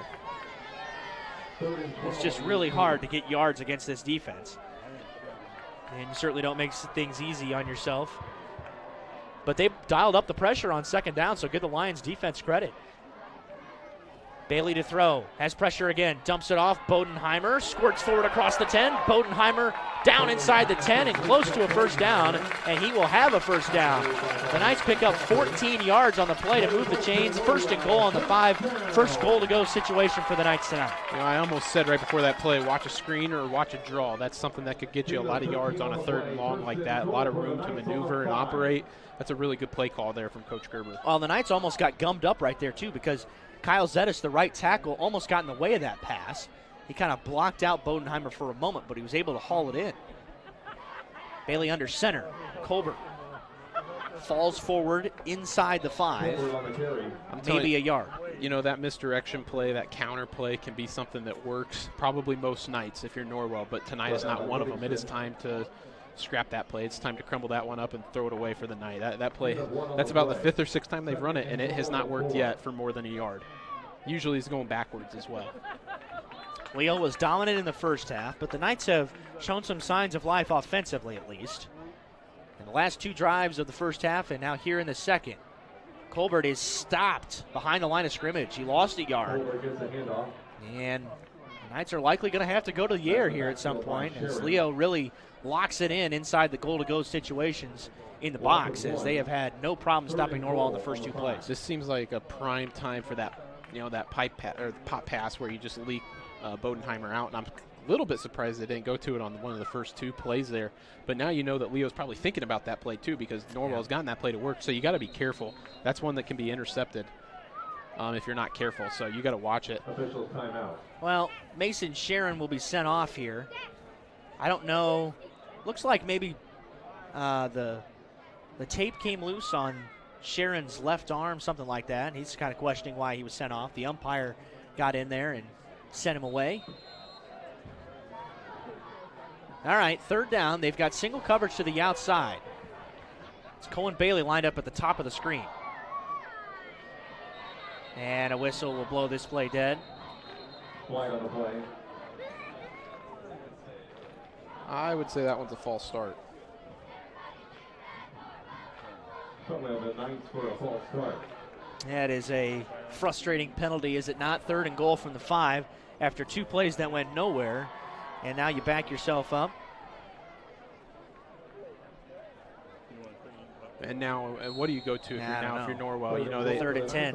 Whenever you get deep into the opponent's territory like this, into the red zone, you kind of run out of room to throw the ball like they had been. You know, do you go back to that mesh route where you sit somebody right over the middle? Shelton's open out there. Bailey looking to throw to Shelton across the middle, and it's batted and incomplete. It's lucky that ball was not picked off. They whoever that is, that number 6? Yeah, it's Drew Baker. He snuffed out that slant, and that ball could have been going back the other way for 6 if that throw was up any higher. So 4th and goal. The Knights are going to go forward here. They trail 34-0. They've sucked up almost half of this third quarter on this drive. It's been a long one. Now here, if you feel comfortable, you could kind of throw a fade. You got one-on-one coverage here on the near side. It's press coverage as well. Bailey tucks it, though. Goes to the middle. Bailey charging for the goal line, and he is stopped about a yard short. And the Knights will turn it over on downs for the second time tonight. That would have been a great third down play. I was wondering if they might run the screen or the draw on that one play where it was 3rd and long. That would have been a great third down play. Pick you up some yards, make yourself feel a little more comfortable with the play call. You know, the 4th and goal from the 5 is a lot different than 4th and goal from the 10. And that did that look designed to you, Derek? Yeah, I think so. It looked like it to me anyway. I mean, it's hard to say for sure. That would have been a great third down play from the 10, because then you'd had a 4th and goal from the 1 from the 2. Yeah, so they spot him on the 2-yard line. And Leo a little bit late getting on. Jackson Barber racing onto the field to get the play call in out of the huddle. 10 to get the play off. Leo backed up as far as they've been all night.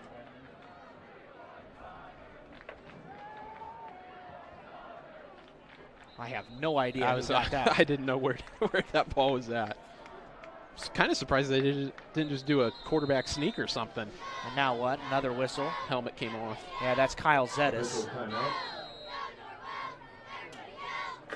Well, I still don't know who got the carry on that, but I'm guessing it was the tailback, Ethan Crawford. Would kind of lend itself to be that way, but they've got the 2 halfbacks back there too. They've only lined up receivers on a handful of plays. You can count them on one hand tonight. They've only thrown it once, and it was intercepted. 1 pass in the game. Here's a toss to Sharon. Sharon to the outside. He's trying to beat Shelton to the edge, and he is cut down after a gain of about 7, maybe 8. My apologies on the camera work on that play. Sharon stopped short by a yard of the first down. 3rd down and 1 coming up on the 11-yard line, and now another whistle. What they're going to measure? Measurement. Timeout for measurement. It's kind of surprising. You know, it's 34-0. One thing I've noticed, you know, I wasn't able to go to the Jennings County game, but last week and this week, I feel like we have seen a lot of helmets come off. A lot, yep. But for both sides, we've seen Livingston have to come off twice tonight for Leo. That just seems, I've just a random observation, but I noticed it last week, and this week it's happened quite a few times tonight too. That's something that can actually really hurt you. It wasn't even close. I mean, it's a 1.5 feet short.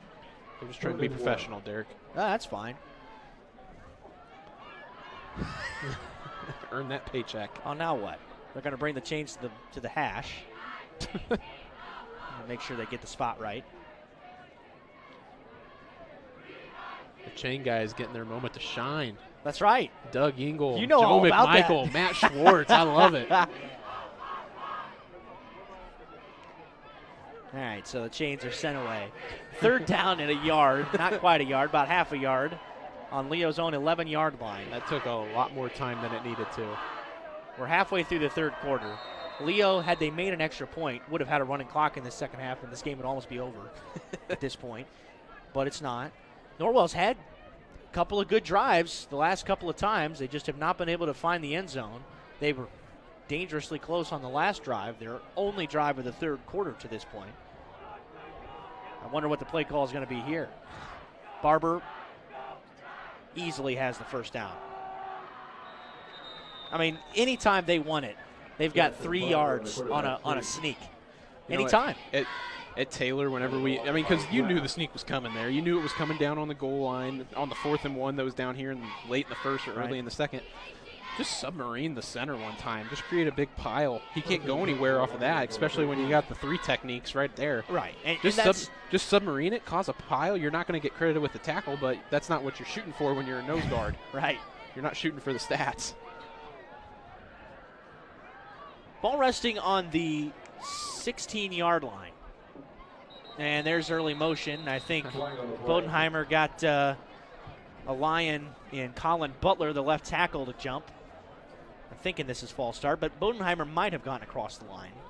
It's kind of hard to see from this angle.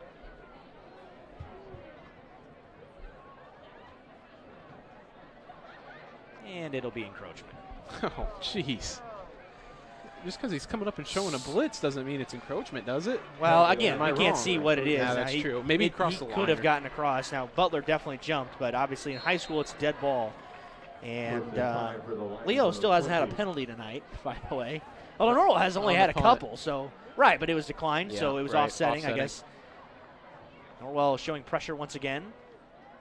Uh-oh, big hole opening up here for Mason Sharon across the 35. Norwell brought a blitz right there, and Leo handed it away from the blitz. That took away a defender for Norwell.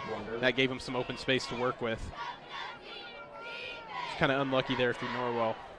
Nothing you can really do about that. That's just, the luck of the draw. When you bring a blitz, you're risking something every time you bring a blitz. Bodenheimer jogs off on this before this first down play. Lions are going to play ball control for the rest of the contest here.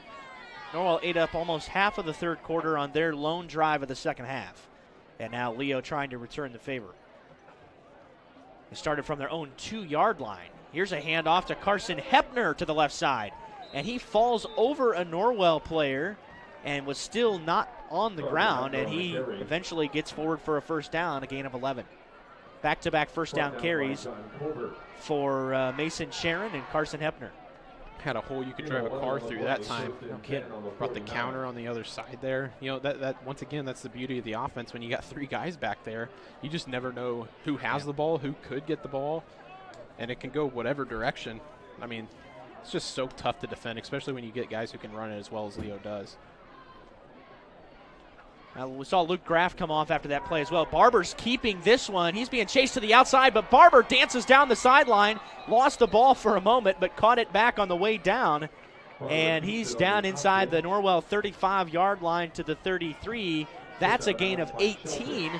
3 first down carries in a row for the Lions. And when you look at this thing in hindsight, you realize that regardless of whether Norwell was able to score on any of their drives, the defensive adjustments that they've made have not been good enough to get stops here tonight. Really the interception, so they had the ball 3 times when Leo only had it for 1 play. So it felt like Norwell had it and was gaining ground offensively, but Leo just didn't have the ball. And when they have the ball, they've been unstoppable here tonight. They've scored on every drive except for 1.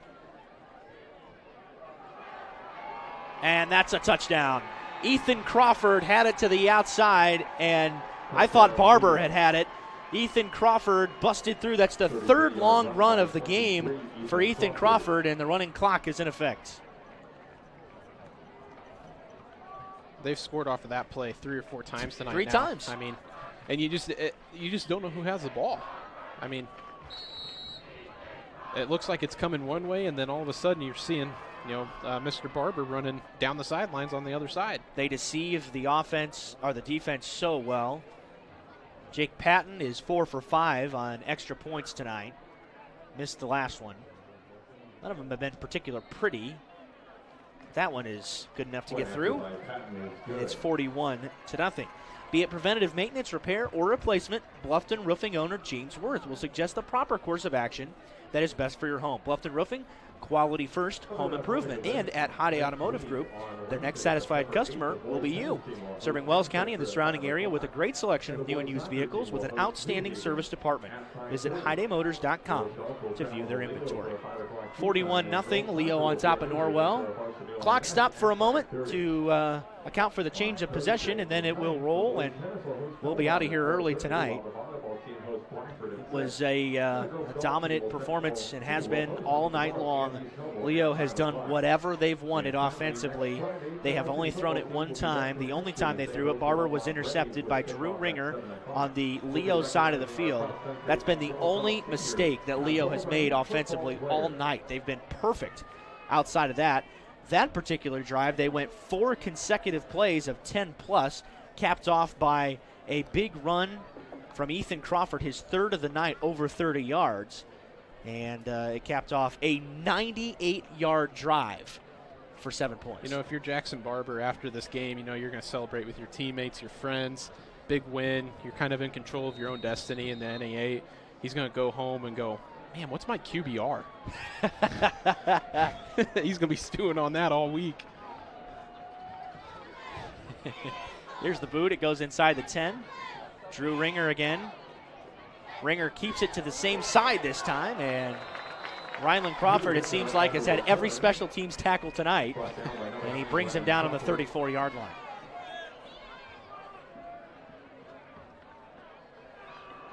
Now, Derek, do we have the stats for how many times he's thrown it coming into tonight?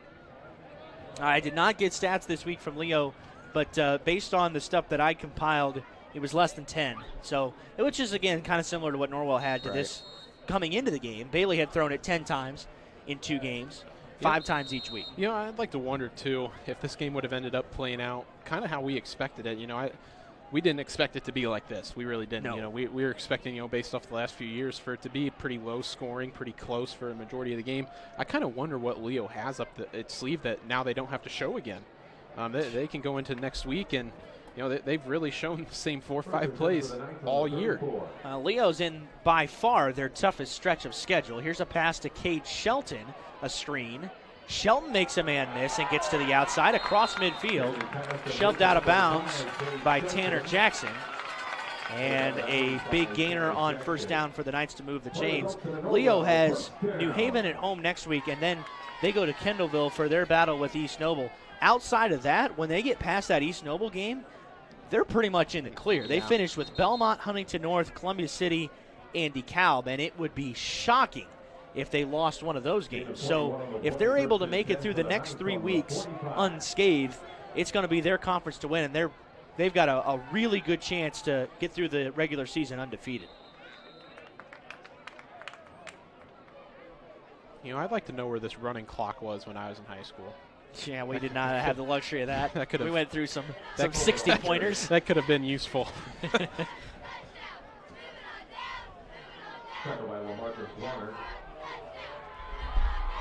Less than 30 seconds left in this third quarter. Knights will have to run one more play before the quarter expires. Bailey under center with Colbert in the backfield. Tosses it to him. Colbert slips and scoots down on the 40, just outside the 40, might have gained a yard. It'll bring up 3rd down and 5. We come back for the fourth quarter. Norwell trailing 41-0 in the home opener here at the Courtyard against Leo, looking for their only score of the night. Can they get it? We'll find out when we come back.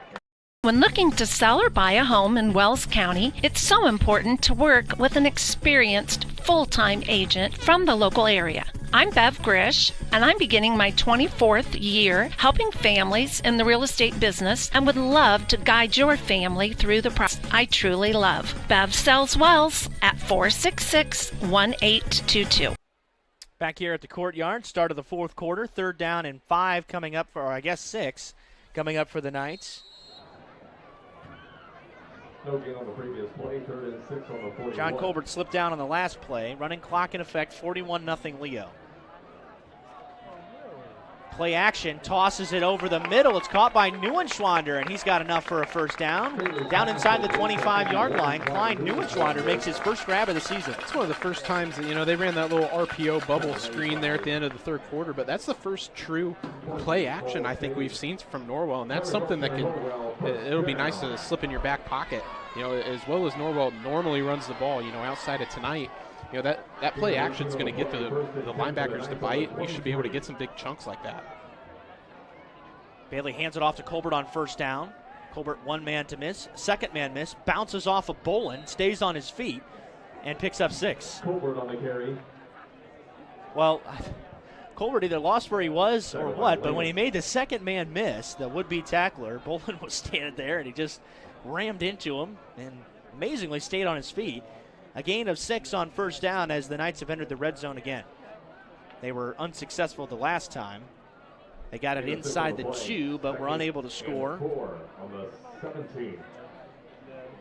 Neuenschwander in motion. Snap back to Bailey. Oh, nice tuck and run for Bailey. He's heading towards the end zone inside the 5. Stood up at the 3. A pickup of 14 to move the chains and set up first down and goal. Well, Bailey fooled a couple of defenders there. That was a pretty slick move. And Bailey's growing as a quarterback. We're seeing it happen. Yeah, and that play ended up, it was a little bit funny. It ended up being almost like just a straight option play. He could have shoveled that one back to his running back there for a good gain, too. That was a good play there. And off to Colbert. Colbert is into the end zone for the first Norwell score of the night. Well, the Knights will not be shut out. They got shut out in both their losses last year.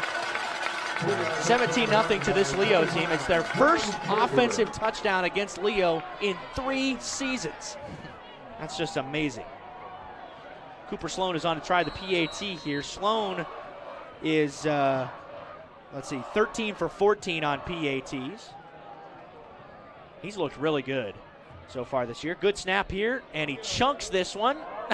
And it slips through. Laces out. Oh, man.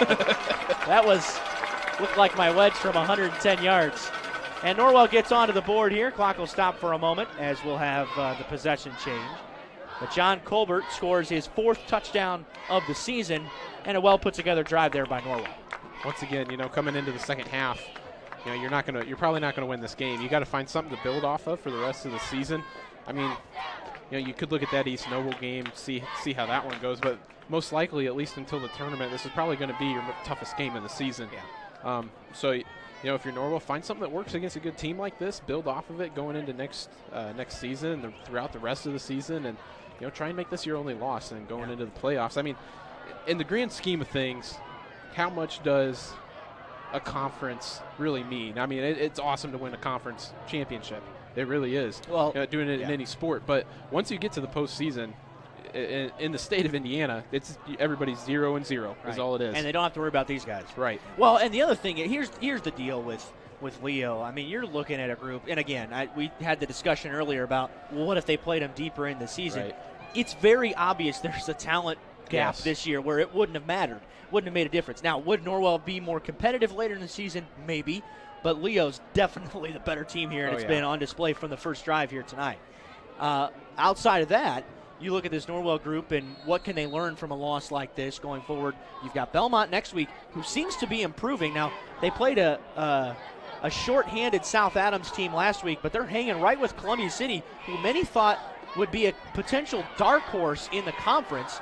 Rylan Crawford on the return here is shoved out of bounds before he gets to the 30-yard line. But a lot of people thought Columbia City and quarterback Greg Bolt, which, by the way, they're playing without him again tonight. But they thought, man, they could maybe be the Norwell team from last year that could come out and have a 9-10 win season. They lost to Delta last week. They were shorthanded 14-10, and kind of a frustrating game for them. I know that they were hoping to win both of their non-conference games and feel like if they were at full strength, they would have. COVID starting to play a role in more and more teams this year and what's happening from week to week. There's a false start. Hey, there's the first penalty against Leo. Both guys jumped, a couple of them, but they're down on the second and third string at this point. Aiden Furnish, 6-foot sophomore at tight end, jumped too early for Leo. Knights will send Bolin off. Might be the last time he sees action tonight. First and 15 on the 24. Knights send Ethan Beck, the 6'5 senior, into the game. Beck almost jumped on that play.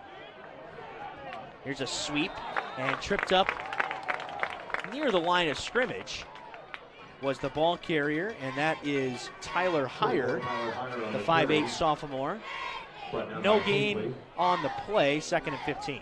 You got to get the program out now, Derek. Yeah, right. I'm really looking down the depth chart. It's 41-7. While we have a moment, by the way, hey, visit the Kaler Nickel Foundation YMCA today at 550 West Dustman in Bluffton. When you join the Y, you're not just a member of a facility, you're a part of something greater. Take the first step towards a healthier you and join the Y. 2nd and 15 for Leo. Long count here. Barber takes the, or actually that's not Barber, that's another man. And that is Landon Hepner, the 5'9 freshman in at quarterback. Still hard to see who has the ball. And now there's 5 different guys in there. It's 3rd down and 14. They got a yard on the play out to the 25. Daniels Jewelers features bridal, fine and fun jewelry, fossil and citizen watches, along with SteelX and much more, located in the Interurban Park in Bluffton. Daniels offers resetting and redesigning of your jewelry. Visit Daniels Jewelers in Bluffton or online at danielsjewelers.net. 3rd down and 14. Behind the sticks, Leo 3rd and long. Hepner takes it down to 1. Fakes it, keeps it. Hepner is dragged down from behind.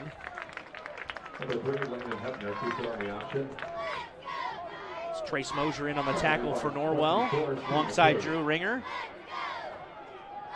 Cale Mallory in on the tackle as well. Pick up a Turner's back. Hepner, shaky end-over-end punt. Bounces out of bounds near the 40-yard line of the Knights. And that's where Norwell will take over. In fact, right at the 40. Inside of 6 minutes to go. Possession change. Tim Steffen and his staff at Steffen Financial Group are a full-service financial firm committed to helping people pursue their financial goals by identifying your goals and helping make sound decisions to reach them. Also, Dr. Josh Bell strives to help you heal and stay healthy for years to come with individualized treatment plans for patients of all ages. Don't suffer from chronic pain. Corrective Chiropractic can help, located at 360 North Main Street in Bluffton. Thanks to all of our sponsors here tonight to make this broadcast free and available to you on Wells County Voice. We'll be back on the air again next week here at the Courtyard. The Knights take on Belmont at 7 o'clock. Bailey to pass on 1st down. He guns one down the middle. He's got Cohen Bailey open, and it's through his hands. Could have been a touchdown. Cohen Bailey had the deepest safety beat, and he is unable to make the grab. It's really a pretty good throw there from Lane Bailey going deep. It's the first time we've really seen him uncork one. And he put it right on the money. That is a tough catch for Cohen Bailey. I mean, you're looking over your shoulder. You're trying to make – I mean, that's a tough catch. One you got to make, but that is a tough catch. But encouraged by the throw and being able to set up and let it go deep. 2nd down and 10 coming for the Knights. Toss goes to Bonjour out of the backfield. He's got a burst of speed. Bonjour close to a 1st down. As making the tackle for Leo was Cole Dabe, 5'10 junior. Bonjour is really fun to watch so far. We got to see him at the end of the game last week, and he got in at Jennings County, had a touchdown run at the end of that contest. He does have a quick burst of speed that he can have. Yes, he does. There is certainly a spot for him in the future in this Norwell program, whether that comes mainly as a special teams guy, because we've seen him on display there as well, but he can be utilized in other parts of the offense too. Another toss. Bonjour gets the carry on 3rd down and short. He stretches it to the outside and is falling forward, tackled inbounds. 1st down, gain of 6 to the Leo 45-yard line. And it was Aiden Furnish again on the tackle for Leo. Just a quick little update here. Bishop Luers has pushed the lead back up to 10. How about that? That is very impressive. Probably the game to watch here in the area, wouldn't you say? I would say so. Again, I thought that this one maybe had a chance to be, but I guess was incorrect on that. Counter. McCabe forward for a few. So an update from Columbia City as well. That's in the 3rd quarter, maybe early in the 4th quarter, and the Eagles have opened up a 42-21 lead there. So looks like they're going to hang on. Belmont will come into next week 0-3. You can also check out Bluffton and South Adams going on right now.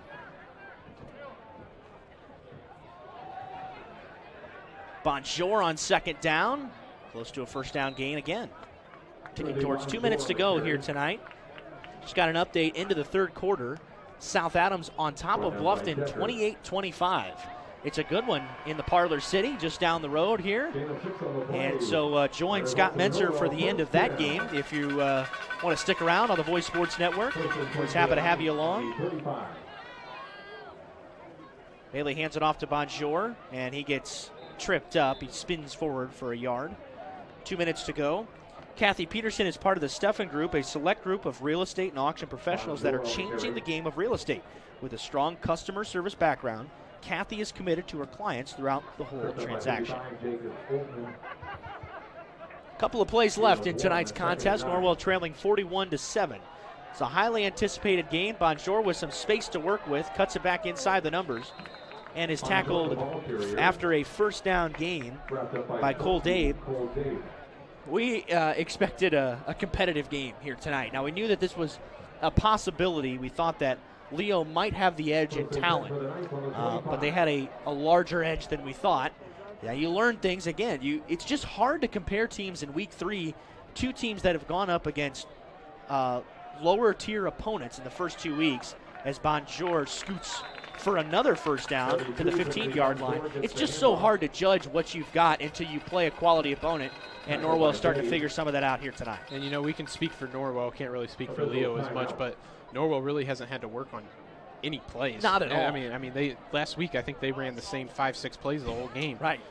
So, you know, you're not, you know, coming into a game like this, like you said, it's just so hard to judge what you have, how good you actually are, and especially going against another team that hasn't been tested at all either.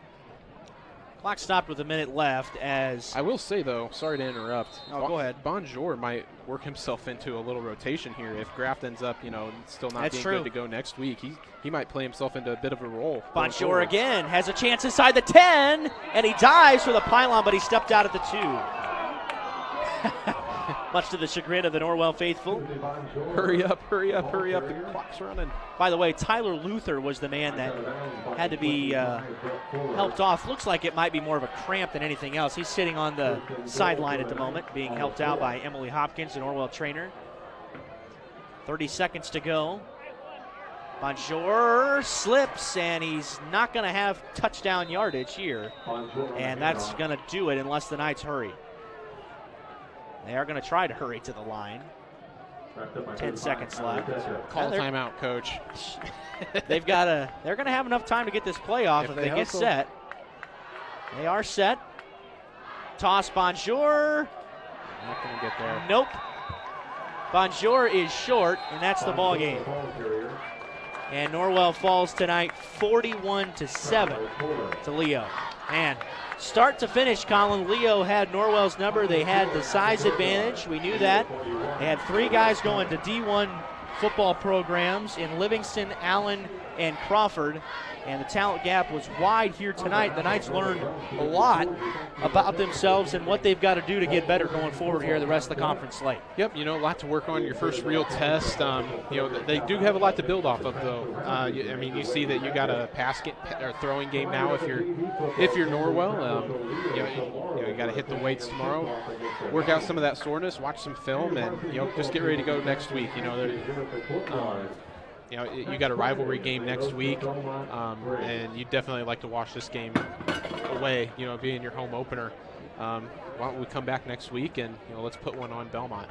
All right, so we'll be back on the air, 6:45 next week here from the Courtyard. Norwell and Belmont coming up next Friday night right here on the Voice Sports Network. On behalf of my partner, Colin Schwartz, and our owners, Scott and Dale Menser, as well as our entire Voice Sports Network crew, I'm Derek Decker saying so long and God bless.